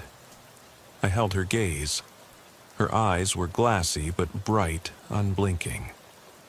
She reached a delicate hand toward me, then recoiled, pressing her arms around herself. I motioned for officers to secure the room, shield her from sight until paramedics arrived. They complied, forming a barrier. But I stayed on my knees, close enough that I could see the faint tremor in her shoulders. She took a ragged breath, then spoke again. Only 4 words, but they echoed like gunshots in that hushed kitchen. What did I do? I froze. My mind raced through every scenario. Had she staged this? Was she held captive? Or something else entirely? The key in my pocket felt like an accusation, like she'd unlocked something we couldn't explain. I whispered back, voice raw, "Nothing. I promise, you did nothing." But deep down, I wasn't sure who I was comforting more. Her or myself. Behind me, the SWAT team breached the front door with a crash. Rifles at the ready, they swept through, securing the house end to end. The paramedics arrived, gentle but urgent, guiding the girl onto a stretcher. As they carried her out, she looked back through the kitchen doorway. Her eyes locked with mine. For a moment, I saw recognition. Then confusion, as though she didn't understand why I was there, covered in rain, gripping that strange key. She mouthed something. No sound, just movement. I leaned in until her lips were an inch from my ear. "Still here?" And then she was gone, carried out into the morning light, the team parts behind her. The front door thudded shut. I sank against the cabinet, staring at the empty doorway. The key in my pocket pulsed against my thigh. Outside, the rain had stopped. The street was silent, too quiet. I closed my eyes and tightened my grip on the key, because I knew this house hadn't given up its secrets, and neither would I. It was hours later before I stepped back across that threshold alone. The house, once teeming with flashing lights and barking dogs, now sat in stunned silence. Officers had packed up, evidence bags sealed, yellow tape fluttering at the front door. I walked the perimeter in the pale glow of street lamps, each step heavy, as if the mud itself tried to root me in place. I thought of the little girl, her eyes that bright and unblinking, the way her voice caught in my mind. Still here? I still felt the weight of that question, as if it weren't directed at me alone. I pushed my way through the open door and back into the foyer. The stale odor of fear clung to the air, thicker than humidity. In the living room, I paused before the coffee table, now stripped of cups and papers, its surface scuffed by boot heels. I traced a fingertip over the gouges, thinking of the chase, the empty rooms, the ragged footprints. The house was stripped bare of living things, but brimming with traces of something, someone, that didn't want to be found. In the corner, the hallway stretched out like a tunnel of questions. I blinked my flashlight across the baseboards.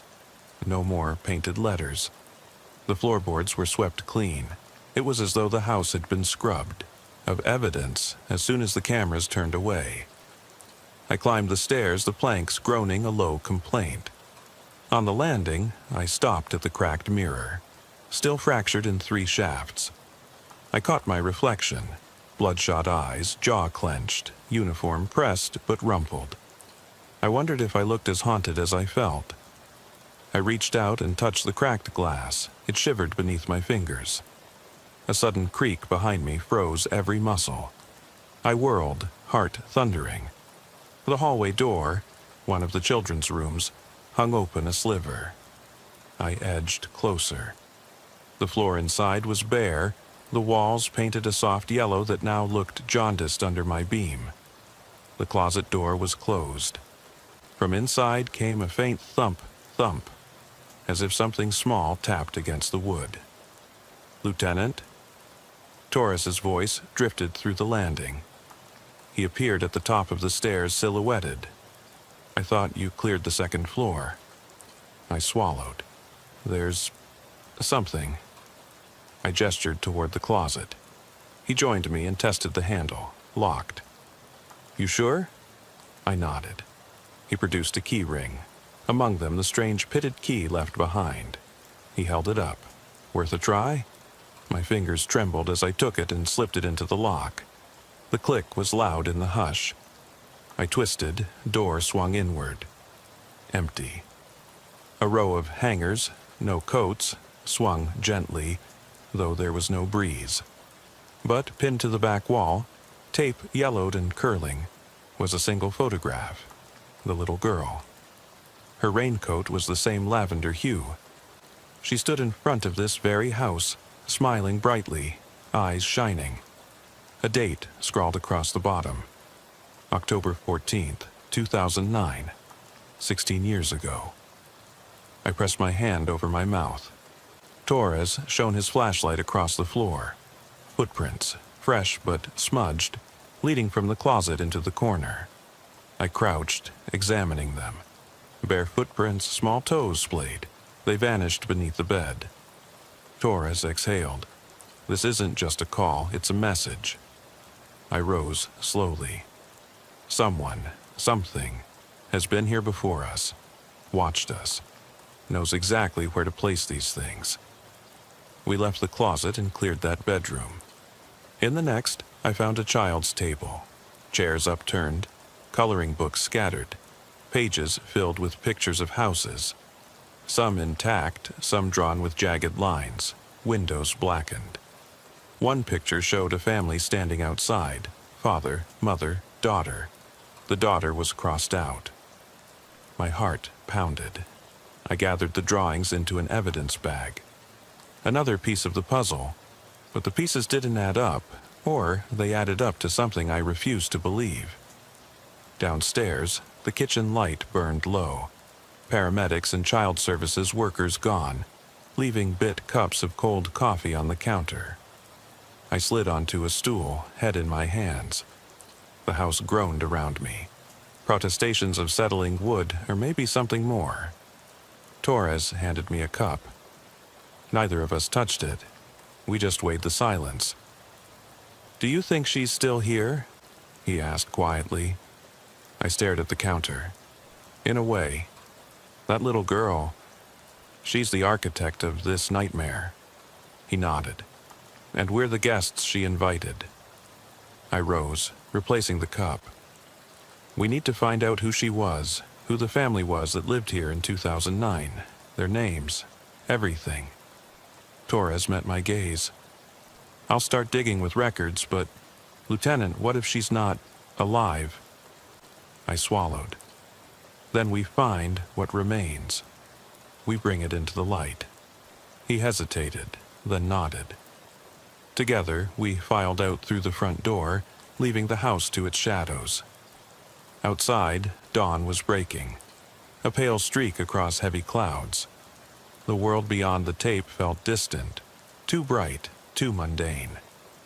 I watched as the forensic van pulled up, technicians unloading gear. Cameras flashed. The scene would be cataloged, processed, turned into reports. But the house had more stories than any report could hold. I turned away, pulling the pitted key from my pocket. Its metal was cold and pitted with age, grainy under my thumb. I uncurled it, studying the ridges. Not like any house key, more like a trunk key, maybe from an attic chest, or a crypt. "Lieutenant," Torres called, "I've got something." He jogged over, waving a file folder. There was a Marion family at 213 Willow Creek. Marion, Gregory, and their daughter Eleanor moved out in December 2009. My pulse quickened. Eleanor Marion, that was her name. He continued. They left suddenly, no forwarding address. Neighbors said they just packed up in the night. Phone disconnected. Utilities cut, never heard from again. I clenched the folder. Photos of a smiling family. Eleanor in pigtails at a pink-painted table. Her eyes bright like the raincoat in my mind. I swallowed the lump in my throat. Torres laid a hand on my shoulder. "What do you want to do?" I raised my eyes to the house. Its dark windows stared back, impassive. We go in. Again, we find every trace of Eleanor Marion. He nodded. SWAT's still securing. We can get in before they finish. I turned the key in my fingers, closed my fist around it. And we unlock this mystery, whatever it takes. As we crossed back through the threshold, the house seemed to inhale around us. The air grew heavy, expectant. I felt the weight of unseen eyes, and for a moment I hesitated. Then I strode forward, because I owed Eleanor Marion not just answers but justice for the silence she endured, and I would not leave until her story was told. It was mid-afternoon when I re-entered 213 Willow Creek alone, the air stale and heavy as if the walls themselves refused to exhale. The forensic team had left behind only the bare essentials: yellow tape tacked across door frames, numbered placards on the floor, and that strange key now dangling from my belt. I flicked on my flashlight. Its beam carved a narrow tunnel through gloom, illuminating floating dust motes that drifted like silent witnesses.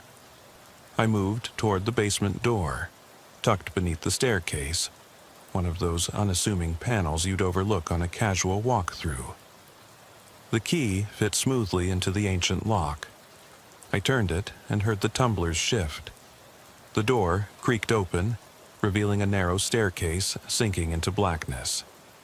A faint draft rose up, carrying the scent of damp earth and rot. I paused at the threshold, heart pounding. My breath came out in ragged hisses. In 20 years on this beat, I'd investigated more homicides and missing person cases than I cared to remember, but nothing had ever unsettled me like this house did. Each clue seemed deliberately laid out, like the staging of a crime scene, but a crime scene designed to haunt us. I stepped down. The metal edge of the flashlight pressed into my palm as the first step groaned under my weight. The air grew colder, each gust of wind whispering against my skin. At the bottom lay a concrete floor stained dark, water pooling in low spots, slick and oily. I swept my light across the walls.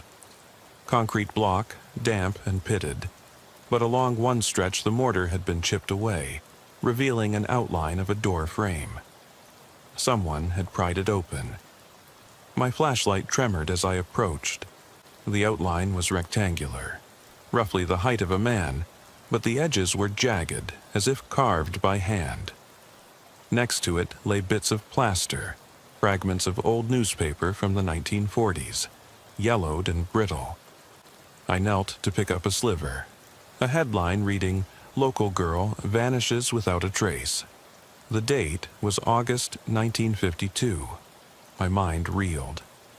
Eleanor Marion's photograph said October 2009. But here, hidden beneath layers of concrete and decades of dust, was the press's account of a different missing child. Over half a century earlier. I pocketed the fragment, heart hammering. The chipped frame led into darkness. I pressed my flashlight against the opening, a crawl space, barely wide enough to squeeze through.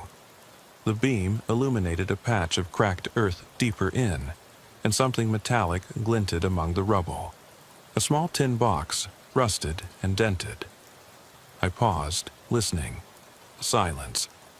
Then distant dripping, water echoing somewhere above.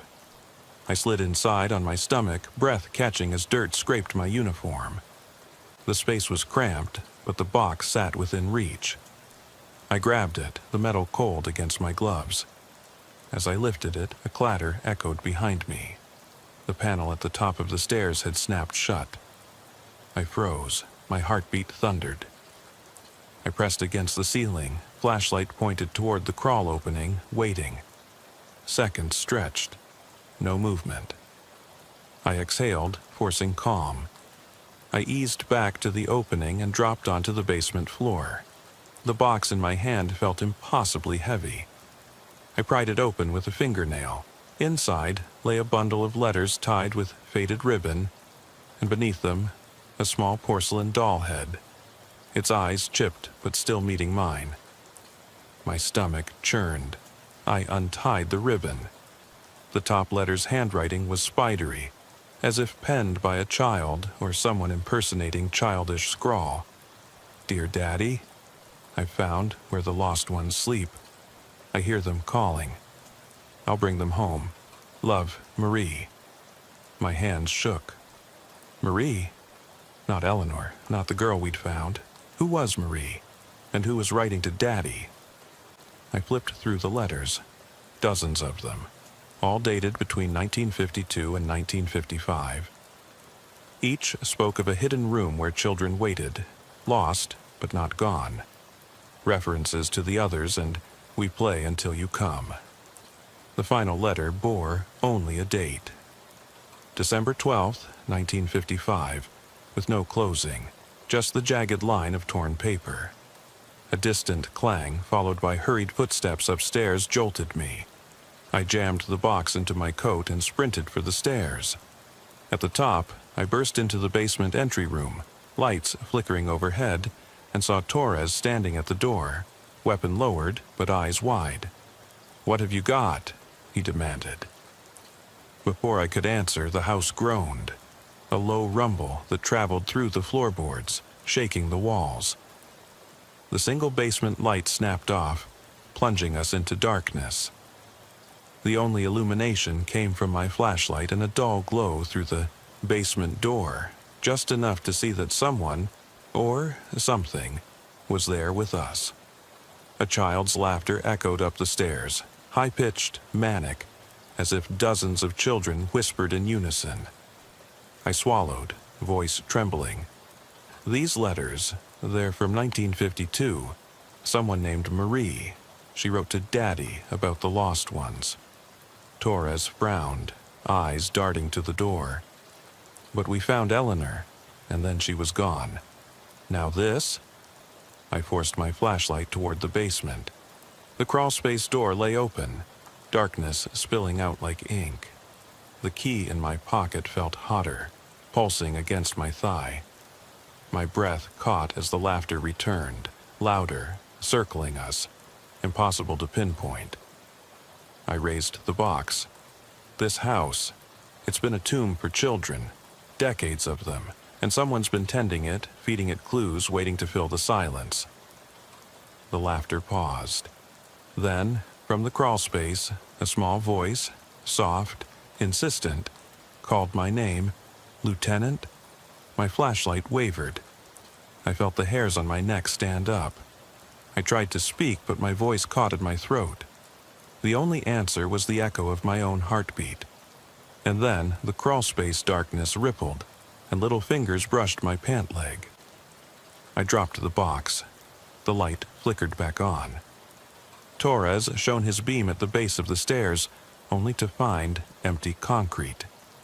I knelt, glove touching the floor. There, scrawled in fresh red mud, were 2 words: "Come down." My mind screamed to get out. But I knew one thing for certain. The only way to end this nightmare was to follow those words into the darkness below. So I took a breath, steadied my grip on the flashlight, and crawled toward the crawlspace opening once more, asking myself what awaited in that hidden maze beneath the house, and praying it was not already too late. I slid back into the crawlspace without hesitation, letting the weight of the key anchor my resolve. The opening felt narrower now, as though the walls themselves had shifted in the hours since I'd first pried it open. Mud caked my uniform as I wriggled forward, flashlight beams skittering across the low ceiling. My hand brushed against damp concrete until I reached a flat section where the beam revealed a narrow tunnel branching left and right. I pressed my forehead against the cold earth and exhaled. The letters I'd found, Marie's desperate notes, burned in my mind.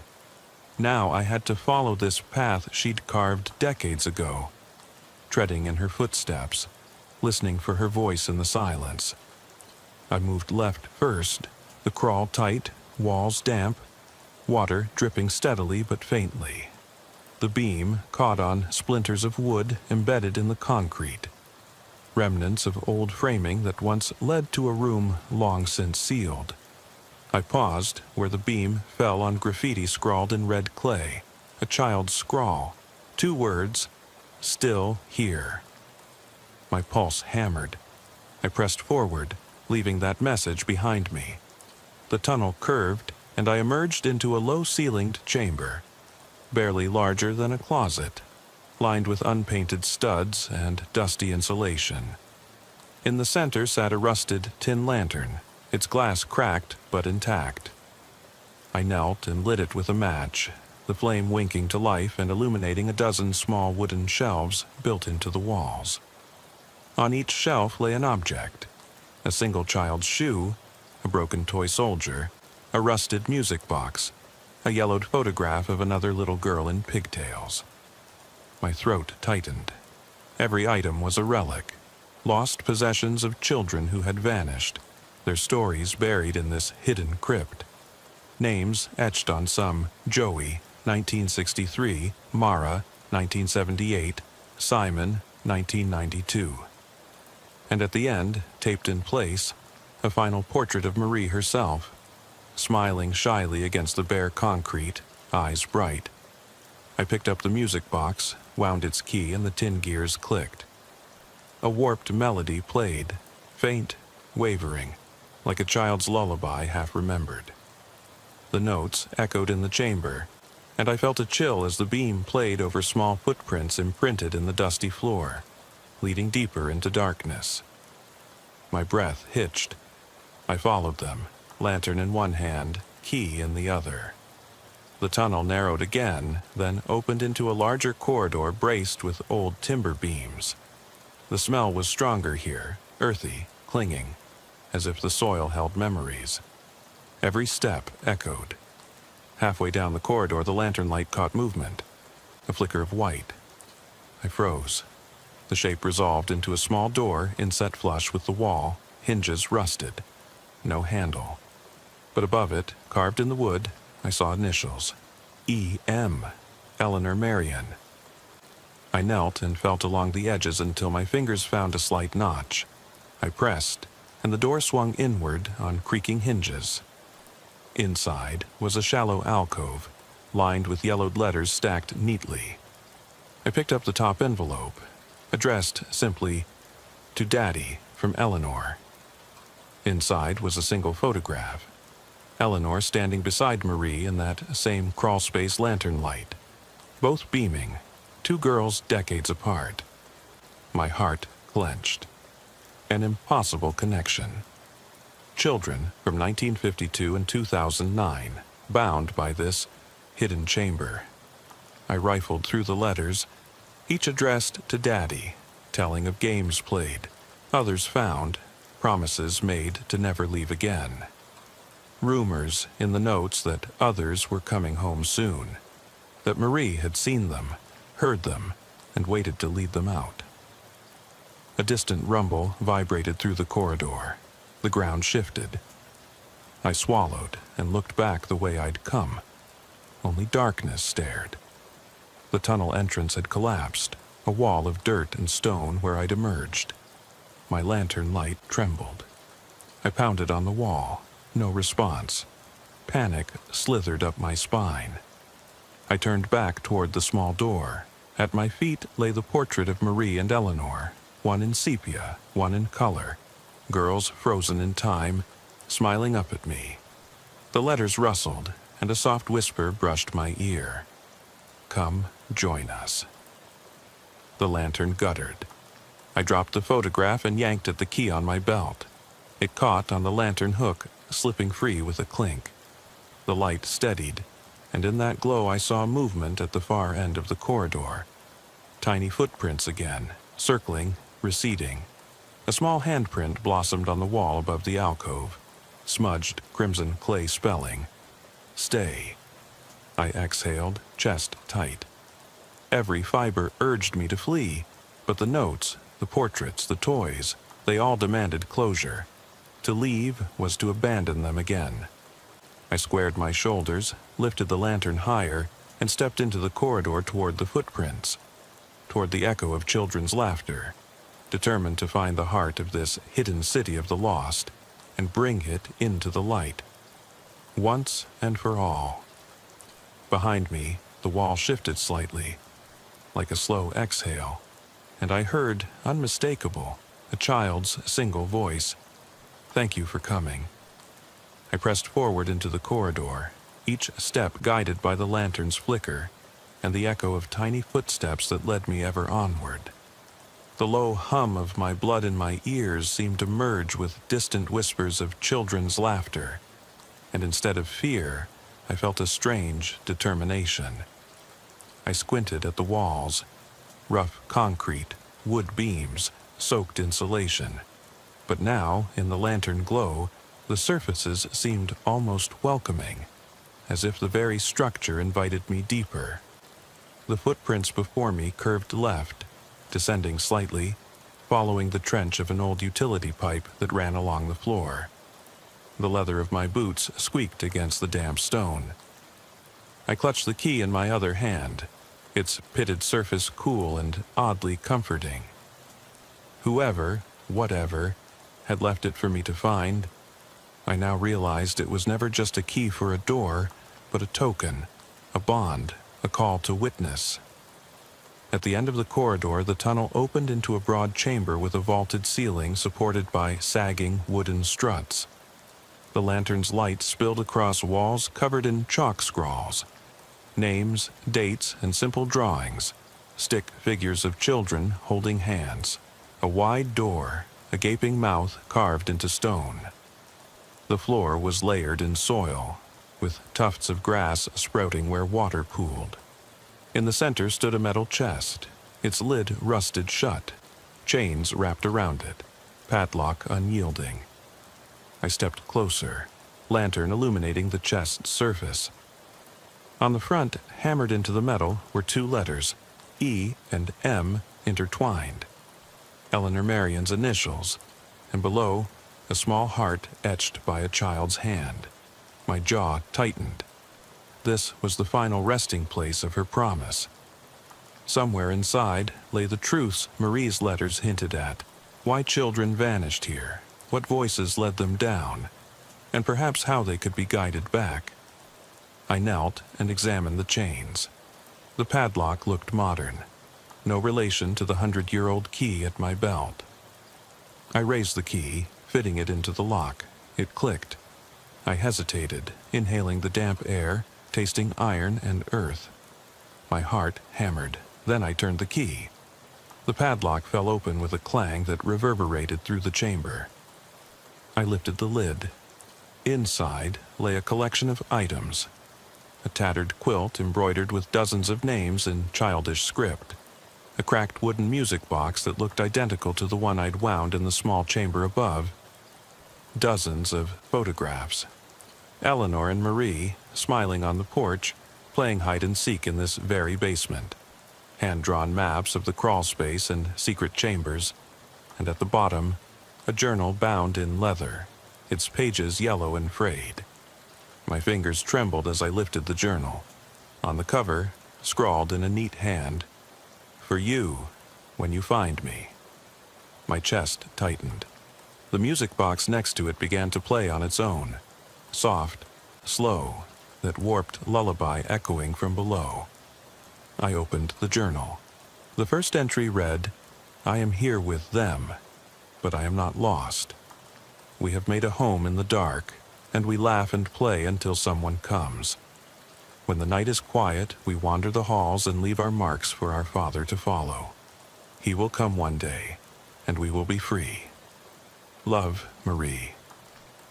My breath caught. The writing shifted tone in the entries that followed. References to children, becoming pale, to voices that called from above and below, to windows opening into darkness where no sky shone. In the last entry, scrawled across torn paper, "He has come. The truth is in the chest. Take it and remember us. We are here." I closed the journal, voice hollow. "Here," I whispered. The chamber was silent. No laughter, no footsteps, only the drip-drip of water from unseen cracks above.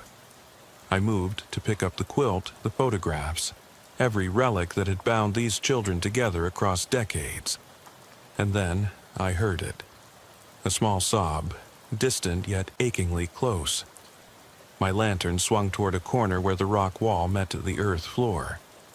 There, the soil shifted, and two small hands burst forth, clawing at the ground. A child's face appeared, eyes wide, cheeks smudged with dirt, mouth trembling. It was Eleanor, exactly as she'd looked on that photograph. Hollow-cheeked, hair plastered with mud, raincoat missing but her small frame unmistakable. I dropped to my knees. "Eleanor," I breathed. She blinked, tears pooling in her eyes. "I found you," I said. She reached for me, and in that instant the lantern blew out. We were plunged into complete darkness, the music box's lullaby echoing far above like a siren's call. I fumbled for a match. Sparks flared. When light returned, she'd vanished, and in her place lay the quilt, spread open like wings, the names of Marie, Eleanor, and dozens more stitched in a perfect circle around a central name. You. I stared, chest pounding, mind racing. The quilt trembled, and the names rippled, the center name shifting from you to my badge number, then back again. My lantern flickered. I felt cold breath on my neck, and behind me in the darkness of the tunnel mouth, I heard dozens of little voices whisper, "Stay with us." I dropped the quilt and backed away, my heart thundering. The chamber's walls loosened into shadows that stretched toward me, like hands reaching. The lid of the chest slammed shut on its own, and the music box stuttered, the melody warping into a discordant drone. I fled, scrambling up the crawlspace tunnel, the voices calling after me, "Daddy, stay, come home." I burst into the basement entry room, bathed in dim light. Torres stood at the top of the stairs, his gun lowered, but eyes wide in alarm. "They're here," I rasped, voice breaking. "They're all here." I held up the quilt, trembling. "They won't let me leave." He reached for me, but I recoiled. The basement door slammed behind me, the rumble of earth filling the air. The lights flickered and died, plunging us into darkness. Only the glow of my lantern remained, casting long, dancing shadows. In that dying light, I saw dozens of pale faces emerge from the walls. Children's faces, smiling with empty eyes. They pressed forward, silent but insistent. I stumbled back, heart racing, raising the lantern to keep them at bay. And then a single voice, clear above the whispering tide. "Thank you for coming home, Daddy." My breath caught. I realized, with a cold strike of terror, that the children had never vanished. They had merely gone home. Here, in this buried place where darkness was friendship and time had no meaning. I dropped the lantern. Its flame spluttered out. Darkness swallowed me. I've never left the basement since. And now I wonder if I ever will. I was 3 hours into the graveyard shift, parked under a flickering street lamp on Holloway Road, when dispatch broke the silence with that open line.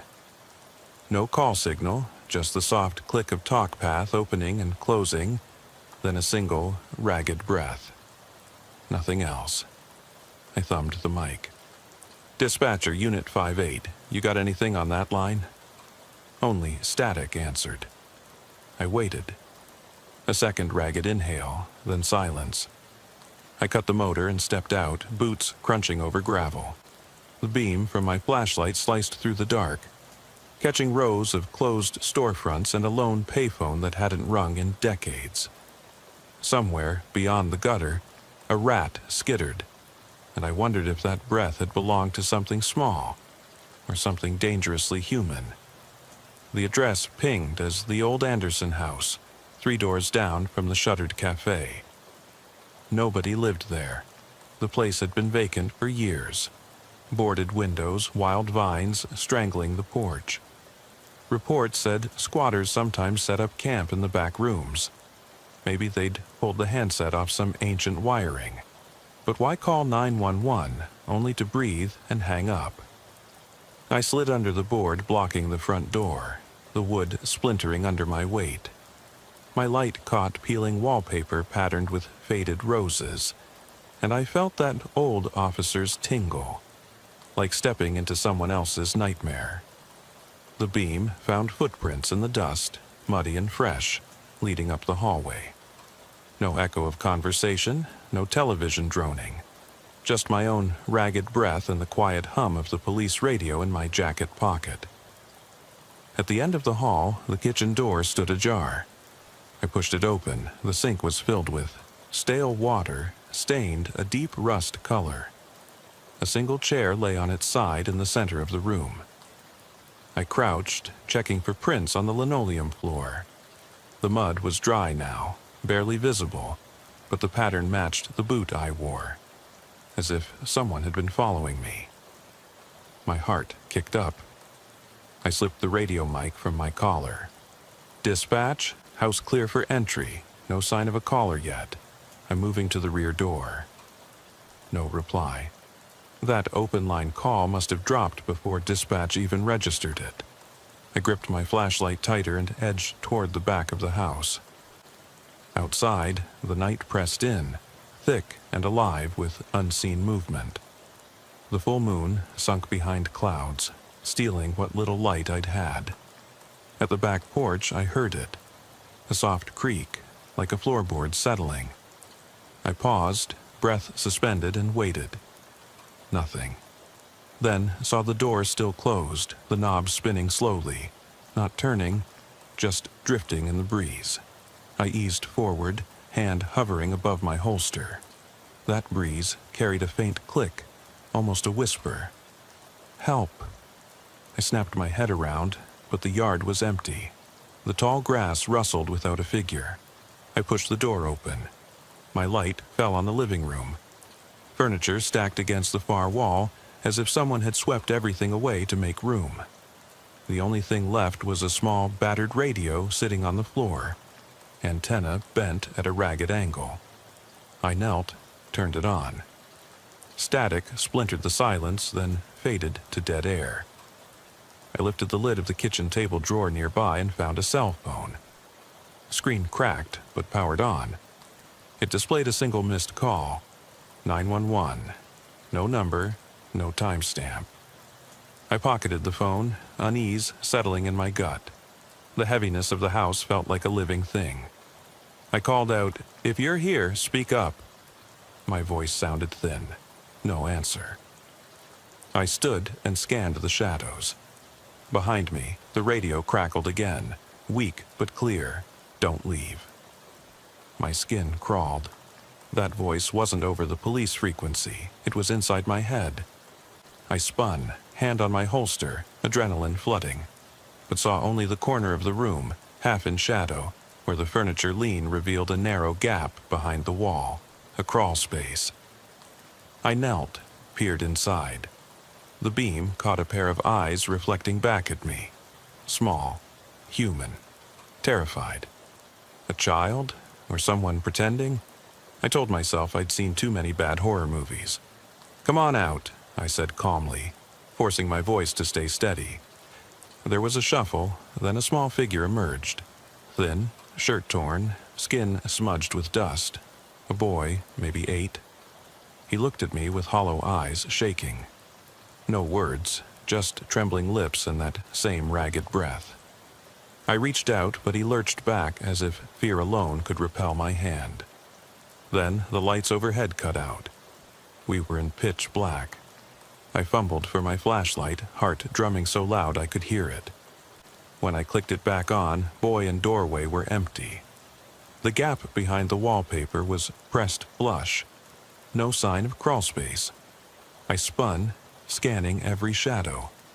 My radio's open line wheezed again, static, and then the boy's breath, drawn in shallow pants right behind me. I whirled, and the porch door slammed shut upstairs. I froze, barely daring to move. Upstairs, where I'd already checked. I exhaled, the sound loud enough to echo. The hush that followed was worse than any noise. I let it sit against my ears, pinned myself to the floorboards, waiting for a clue.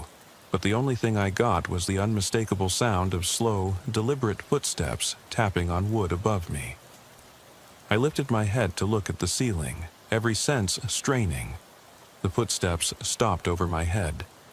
A heartbeat passed. Then another. Then a faint whisper, so soft I thought I'd imagined it. "Are you watching?" That was all. No response. No answer. Just the faint, echoing drip of water somewhere deep in the walls. I swallowed, caught my radio in one hand, flashlight in the other.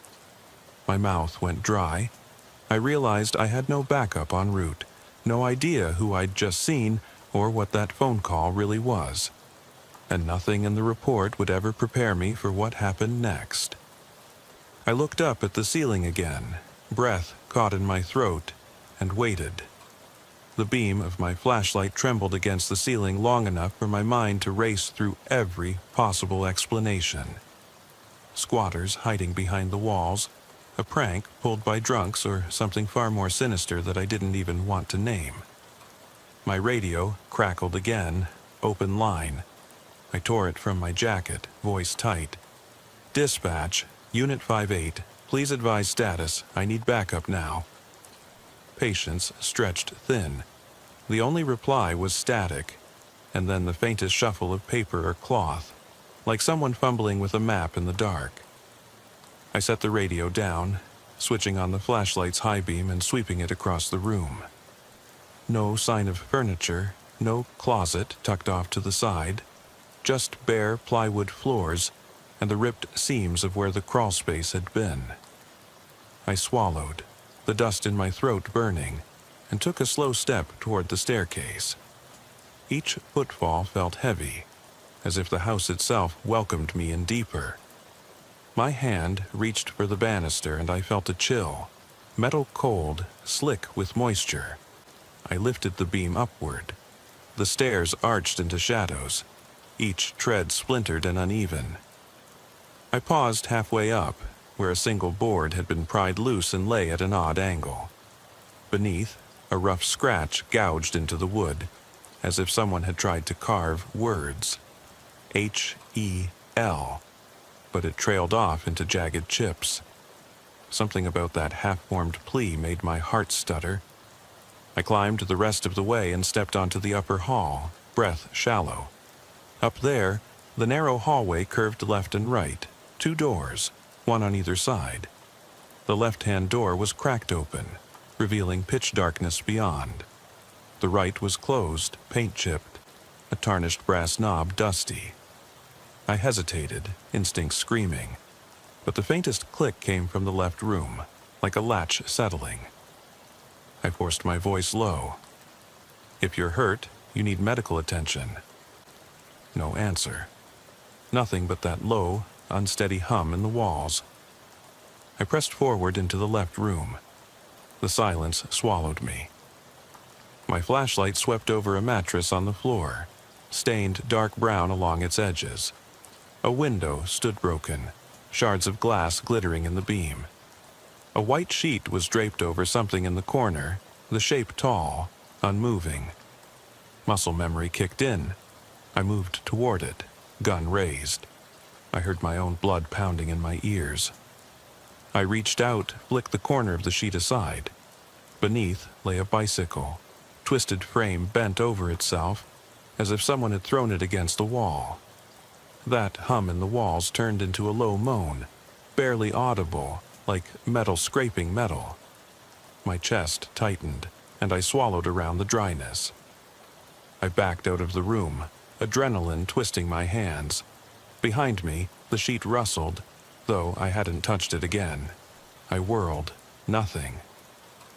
The beam landed on the closed door at the end of the hall, and I knew it wasn't over. I moved toward it, every step a decision I couldn't take back. I paused at the knob. My reflection in the tarnished metal stared back, eyes wide, mouth set. Then the breath came again, right behind me, ragged, closer than the boys had been downstairs. I froze, heat flooding my face as the air caught in my throat. "Who is it?" I whispered into the hush. Only my own echo answered. My hand twisted the knob. The door swung inward without a sound of hinges, smooth like an invitation. Inside was a nursery. A single crib sat in the center, empty mattress sagging. Toys lay scattered across the floor, a ragged teddy bear missing an eye, wooden blocks spelling out something in faded letters that couldn't quite be read. On the far wall, scrawled in charcoal, the words, "Help me," complete this time, urgent and jagged. I stepped forward. My flashlight bounced from the crib to the writing, and I realized something was off. The blocks on the floor spelled out the same word. Every toy pointed toward the crib. I swallowed, hand trembling on my radio, but I didn't speak. I didn't want to break the fragile thread of silence the house had woven. Then the crib's side latch clicked as if released. I moved in, breathing slow to keep from alerting whoever, or whatever, might be inside. The mattress dipped like weight settling onto springs. I shone the light in. Empty. No child, no body, nothing. Just the imprint of someone's small shape pressed into the sagging fabric. My heart hammered so loud I thought it might be mistaken for footsteps. My blood pounded in my ears. I lifted the edge of the mattress and found a folded photograph taped underneath. An older man in uniform, smile tight, arm around a little girl with braids. On the back, in a child's scrawl, "Daddy, come home." I pressed the photo against my heart. I heard a soft whisper nearly lost by the static of my radio. "Daddy?" I spun. The hallway behind me was empty. The hush returned, pressing on my chest so hard I could barely breathe. I realized I couldn't trust my senses. I'd seen footprints, heard breathing, and found a boy who vanished into walls. Now, a baby's cry echoed faintly down the hall, torn by distance and walls. I took a step toward the door, ready to run, but guilt knotted in my gut. Someone here needed help. Someone clung to me through this house's fractures and time. I squared my shoulders, voice rough when I spoke. "I'm here to help." My words hung, unanswered. The final word of that whisper, "Daddy." lingered in my skull as I crossed the threshold back into the hall, determined to find whoever was still trapped in Holloway Road's old Anderson house. The baby's cry swelled, echoing off the walls, shifting into a pulse that matched my own heartbeat. I followed it upward to the attic hatch at the end of the hall. The small door groaned as I lifted it, revealing steep, skinny steps that disappeared into black. My flashlight illuminated, floating, dust motes swirling in a current I couldn't see. The cry sharpened, urgent now, as if someone up there only had seconds before they lost their voice entirely. I climbed, each step testing my resolve. My radio's open line crackled in sync with my ragged breathing. The attic floorboards felt alive under my boots, creaking in time with the cry. And then, at the top, the hatch slammed shut behind me. The board hit with a dull thud I felt in my bones. I lunged for the radio, but it lay at the bottom of the steps, out of reach. Now I was alone, in absolute darkness, save for the weak beam of my flashlight. The baby's cry had stopped. I held my breath, listening. My pulse thundered, sweat beating on my forehead. Then I heard it, a single, measured heartbeat coming from somewhere above. I edged forward, mouth dry, every nerve alight with tension. The heartbeat grew louder, more insistent, until it sounded like the attic itself was alive. The whisper came again, so close I thought it was in my ear. Daddy. That one word, repeated in the darkness, and it carried the weight of all the unanswered questions that had led me here. I raised my flashlight, hand shaking, and stepped into pitch black, straight toward a truth I wasn't sure I wanted to find. I gripped the hatch frame, knuckles white, and forced it open. My flashlight cut a narrow cone of light into the attic's darkness, the beam catching motes in the air that looked like drifting embers. The cry hadn't returned, only the echo of my own heartbeat thudding in my ears. My boots hit the rough plank floor, and I shone the light around. The attic was cramped, sloped ceilings hemming me in, dusty boxes stacked haphazardly, and in the center a small rocking chair, its cushion torn and soiled. I edged forward, every nerve braced. The chair rocked gently, back and forth, though no breeze stirred. I sank to one knee, running a hand over the armrest, feeling the wood cold and slick. Then I saw it. Footprints in the dust. Tiny, bare, 2 sets. One set ended at the chair, and the other led beyond, toward the far wall where the boards looked newer, less worn. I stood, shining the light up at the wall. The boards gave way to a narrow crawl space. I dropped the beam through the gap, just enough room for a small child to slip through. My gut clenched. Whoever had cried out here had used that space to disappear. I pressed my back against the opposing wall, leaned in until I could hear the hollow whistle of stale air moving through. No other sound, nothing moving. I slipped my radio from my belt. Dispatcher, yes, Unit 58. I'm in the attic, no sign of the child. There's a crawl space behind the far wall. I need entry confirmation.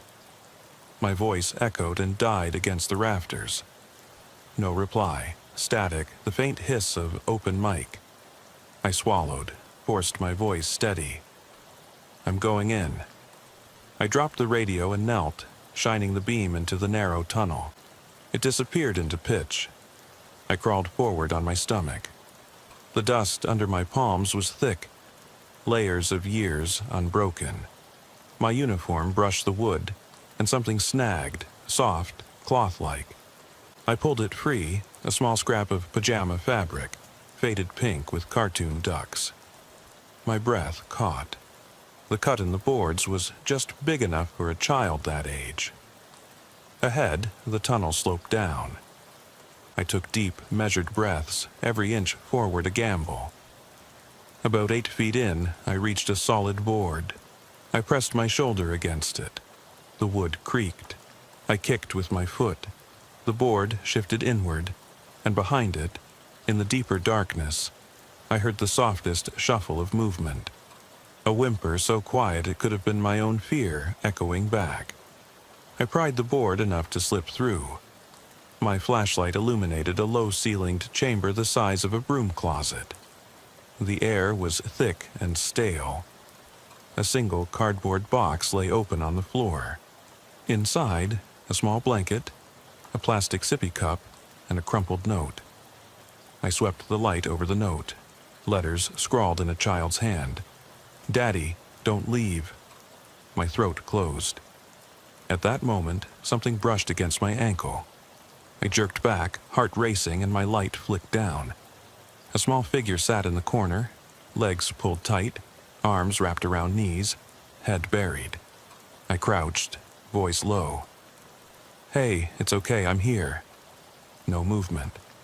I reached out a hand. The child looked up, eyes wide, hollow, skin pale as chalk. Tears carved dark trails down dusty cheeks. I swallowed. "I'm Officer Diaz. I'm going to get you out of here." The child's gaze fixed on me. He whispered, voice trembling. "He said, keep me safe." My pulse hammered. I set the flashlight on the floor, unholstered my radio pistol. "Buddy, do you know who that is?" He shook his head. "He's upstairs, in the shadows." A muffled thump came from above. Something heavy moved across the attic ceiling, slow, deliberate. The child yanked at my jacket. "Please, hurry." I scooped him into my arms. He felt like glass, trembling.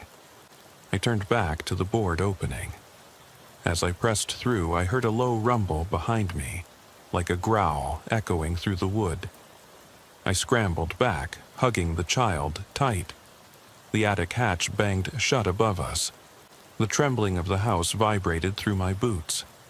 I grasped the hatch and kicked upward. It wouldn't budge. My radio lay inches out of reach.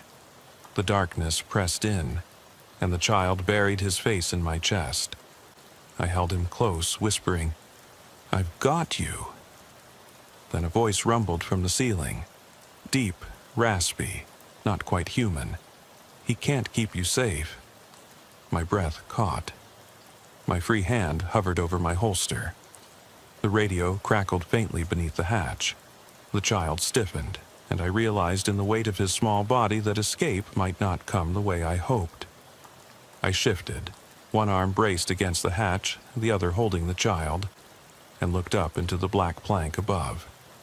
The voice came again, whispering through the wood grain, "Leave me behind."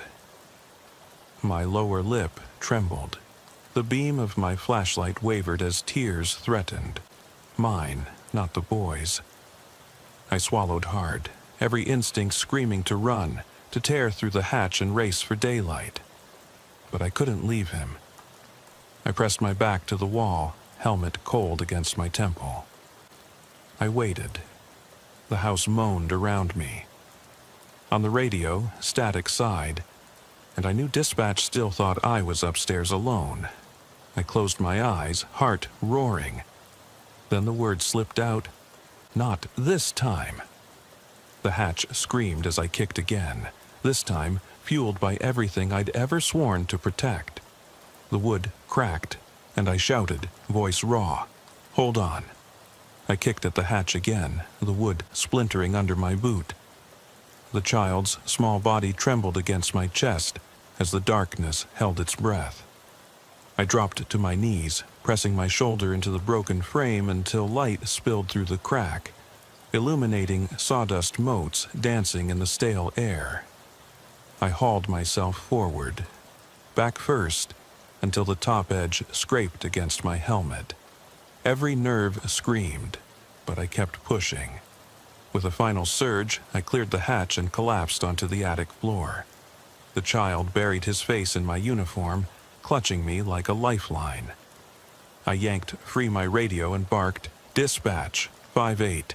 I've got the juvenile. Exit route clear."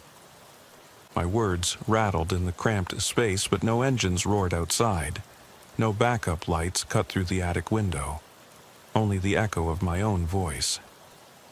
I rose, supporting the boy's weight as I limped toward the opening. Each step felt heavier, as if the house itself was pulling me back. The cry I'd first heard, so distant, so urgent, had vanished. In its place was an oppressive silence that pressed against my eardrums. The only sound was the rasp of my own breathing. I reached the hatch and pried it open, expecting the stairwell, but found only darkness yawning beneath me. The stairs had gone, the planks torn away, leaving a jagged chasm. My heart slammed. The boy whimpered, and I realized in that moment that the house would give nothing back except its own riddles. I set the child on his feet and knelt beside him. He blinked up at me, eyes wide with terror and confusion. "Daddy?" he whispered, voice small. I swallowed, a knot forming in my throat. I reached into my pocket and produced the photograph, the man in uniform, smiling, arm around a little girl. The girl's eyes in the photo were bright, but the child before me looked hollow. He reached for the picture. "He left me here," the boy said, voice cracking. "Said I was safe." His glance flicked to the opening behind us. I followed his gaze, but saw only the planks and the dust motes swirling in the shaft of my flashlight. I stood and lifted the child, holding him tight. "I'm not letting you go," I said, voice firm.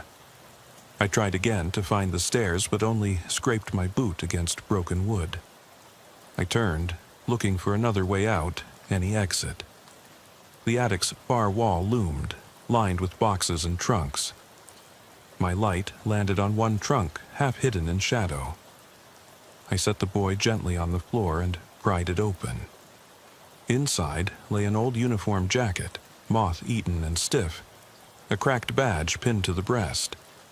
I recognized the insignia, County Sheriff's Department, years out of circulation.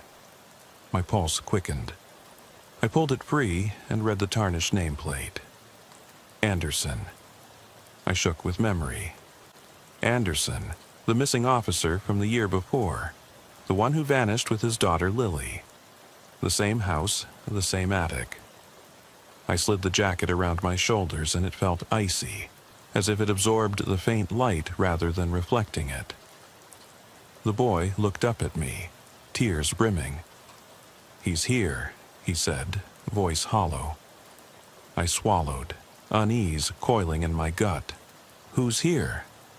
The boy pointed at the far corner of the attic, where the wall seams were warped, as if something had pushed from behind. I edged closer, flashlight trembling. The boards there were split, scratches gouged into the wood, deep, jagged lines forming a message.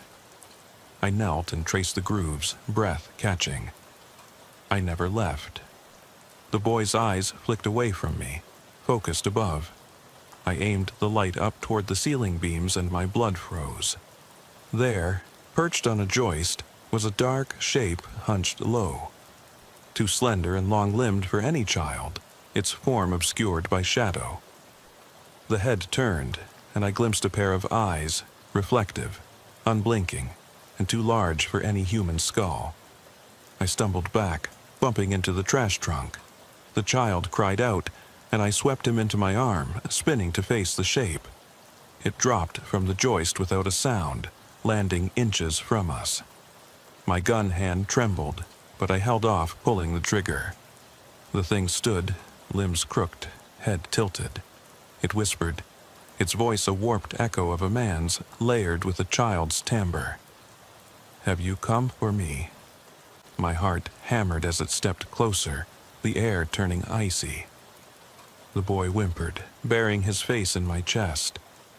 I could feel the thing's breath, cold, stale. I tried to speak, but my voice caught in my throat. All I could do was hug the child tighter.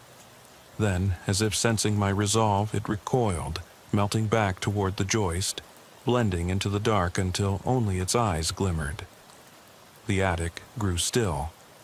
The boy squeezed my neck. I felt the weight of every unanswered question. The missing officer, the vanished daughter, the child who had called me Daddy, the whisper that lingered in the rafters. I pressed the photo to my chest, feeling the boy's small hand close over mine. The shape on the joist watched, and I realized I couldn't leave. Not without knowing what had trapped them here, what had lured them into these walls.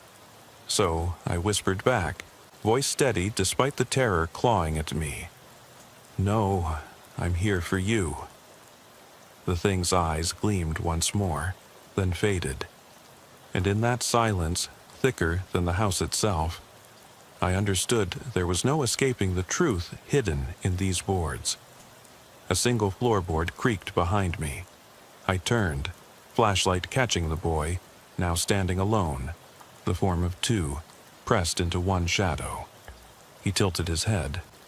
"Are you?" he asked. The attic felt impossibly still, as if the house itself were holding its breath. I hugged the boy close, his small frame trembling against my chest, and let my flashlight sweep slowly over the walls. The boards where the thing had perched were splintered. The jagged edges looked fresh, like something had torn its way through the grain. My uniform jacket, Anderson's old sheriff coat, hung heavy on my shoulders, its weight a reminder that I was stepping into another man's unfinished business. I set the boy down gently on the dusty floor and straightened, voice low. "Stay close," I told him. He nodded, eyes wide, pressed his cheek against my leg. I forced myself to breathe evenly, though my ribs ached and my heart rattled in my chest. I refocused the flashlight toward the far corner of the attic, where the curl of shadow seemed darker than the rest. Stepping toward it, I crossed under low rafters smeared with cobwebs. Each footfall stirred motes of dust into the stale air, the beam catching them like tiny sparks. I passed a stack of old trunks, moth-eaten coats, faded photographs, a tin toy train with wheels rusted stiff. Each object whispered of a life once lived here, now frozen in this silent tomb.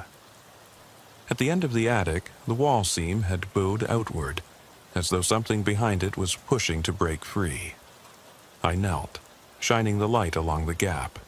The seams had widened overnight, cracks running horizontally that hadn't been there before.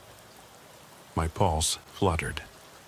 I rested a hand on the old wood, and it felt warm beneath my glove, as though it had absorbed body heat. I looked down at the child. His eyes were fixed on the gap, unblinking. "He's behind there," the boy murmured, voice a thread of fear. "He wants me." I swallowed and aimed the beam directly into the opening. The light disappeared into a crawl space that sloped downward, the planks damp and slick. "Show me where he went," I said firmly. He nodded, stepping forward.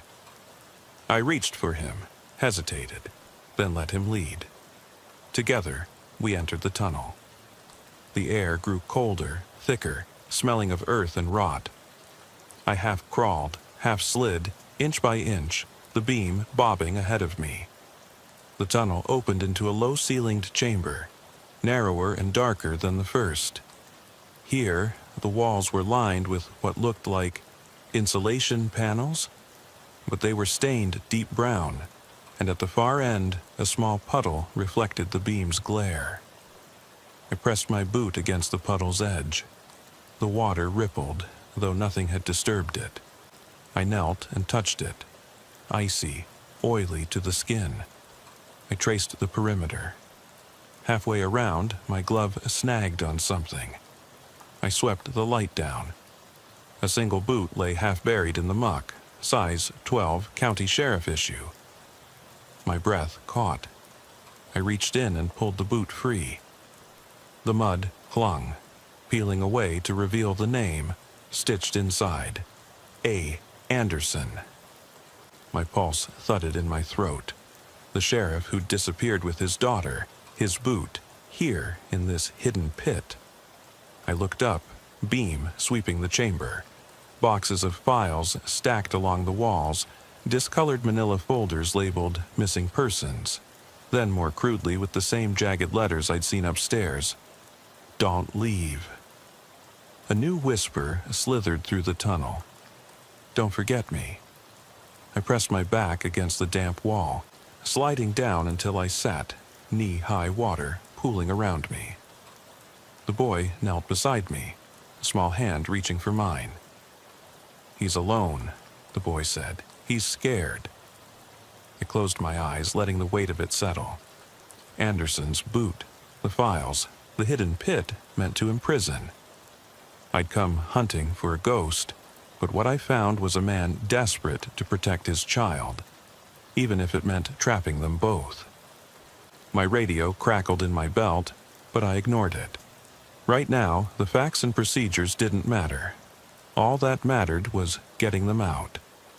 I folded Anderson's sheriff coat, draped it over the boy's shoulders. His small frame disappeared under the oversized sleeves. He looked up at me, tears mingling with mud on his cheeks. I gave him my flashlight.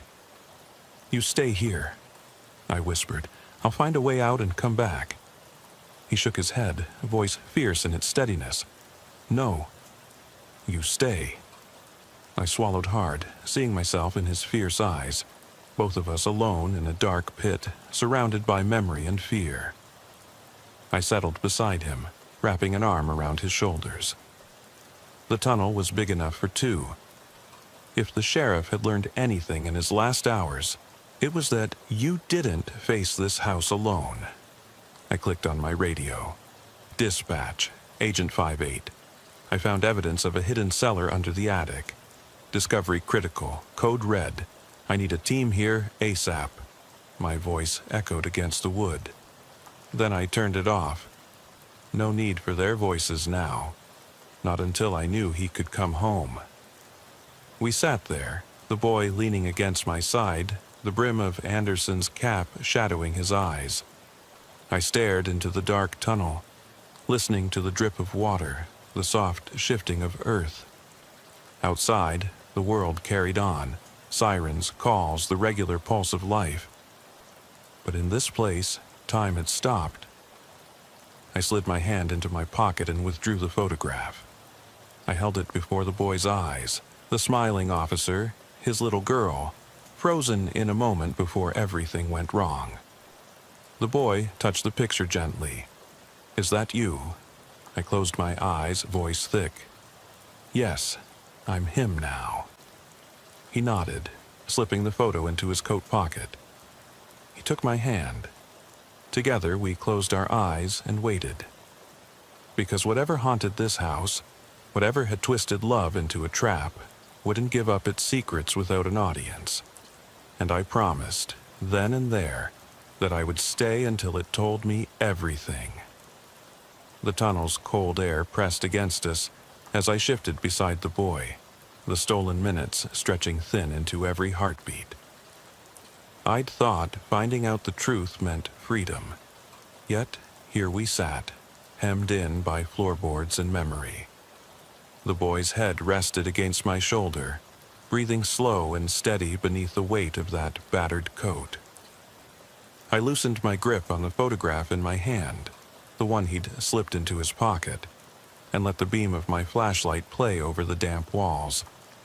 I studied the manila folders stacked behind us. Each one bore a yellowed label, names of missing children, dates that bled into the page, scribbled notes in handwriting that grew more frantic toward the bottom. I fished out one folder at random. Miller, June 1999, unresolved. I flipped it open. A single sheet, a crayon drawing of a family, parents arm in arm, a little girl between them, a crooked smile drawn in black wax. The margins were smeared, as if someone had tried to hide tears in the lines. I closed the folder gently. Whoever kept these files here hadn't meant them to be found. The boy shifted, pressing his damp cheek into my side. "He was keeping them safe," he said quietly. "Upstairs, he kept us safe." His voice trembled at that past tense, and I realized his story wasn't only about a ghost or a missing officer. It was about a father who'd done whatever it took to protect his child, until he couldn't anymore. I swung my light across the chamber. The puddle near the boot gleamed black. Another ragged file lay floating where the water pooled, label torn away. I leaned forward, hands trembling slightly, and plucked it out. It tore in my glove. Inside was a single photograph. Anderson, sitting at a kitchen table with 2 cups of hot coffee, steam curling upward, his daughter perched on his lap. They smiled at the lens, unaware. Written on the back in precise cursive, "Our last morning together." No date, no further notes. My throat tightened.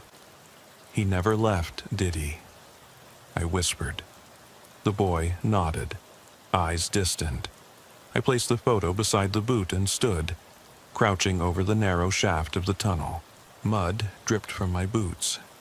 In the distance, I heard the scrape of wood above, like someone pacing beneath the ceiling we both backed away from.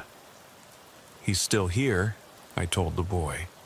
His fingers dug into the coat's fabric, eyes shining. "I want to see him." I swallowed hard. I'd sworn to protect him, to be his guardian now. Then we see him together. I returned to the larger chamber and pressed the flashlight beam upward, catching the nails driven at odd angles into the ceiling joists, the very place where that dark shape had perched. Now the timbers quivered as if settling under weight. I clipped my radio to my belt and snapped it on. "Dispatch, this is 5-8. I'm in the hidden chamber under the attic at Anderson House. I'm going back up. Stand by." No response. I switched it off. Protocol felt meaningless here. I lifted the boy, cradling him as I backed through the tunnel. Every twist and turn blurred memory and reality. Dusty walls closing in, the wet, slick slope, the thump of water underfoot. When I emerged into the attic, I half expected the ceiling to loom closer, the joists to groan in protest. But the room was unchanged, silent guardians of secrets. The rocking chair still motionless. The toy train rusted in place. The hatch above us was splintered from my earlier kick, gaps wide enough that moonlight cut slanted shafts across the floor. I set the boy down and climbed to my feet, brushing sawdust from my coat. He watched me, eyes wide with both hope and an echo of his father's desperation. I squared my shoulders and shone the light toward the hatch, then around the attic's perimeter, where the shadowed doorway led back to the hallway. If he wanted to see Anderson, that man, if he still existed, would be waiting in the rooms beyond. I took a deep breath and lifted the boy again. "Stay close," I said. He nodded, forehead pressed against my cheek. We moved toward the attic door. The latch squeaked softly as I opened it, and the hallway stretched out in dim light. The closed right-hand door beckoned. Paint chipped, knob dull. It hadn't budged earlier, but now it stood slightly ajar. I pushed it fully open and stepped inside. The bedroom was empty, save for a rocking toy horse ticking mechanically, its pendulum arm moving back and forth, slowing into stillness as we entered. I crossed to the window and shone my light outside. Branches swayed under the moon, distant traffic humming. Everything seemed normal, too normal. Then the door behind us clicked shut. I spun. The boy clutched my coat. I crossed back, reached for the door, but found only solid paint. No hinge visible. The room felt smaller suddenly, oppressive. I shone the flashlight on the floor. There, footprints, tiny, dust-coating prints, led from the windowsill to the far corner, where a pillow lay on the floor. I lifted it. Underneath, a tarnished locket. My beam lit the tarnish. 2 initials engraved, A and L, surrounded by a heart. I opened it. A tiny photo, a girl with braids, smiling. The same girl in my photograph. My blood ran cold. I slipped the locket into my pocket and turned to the boy. He pointed to the bed.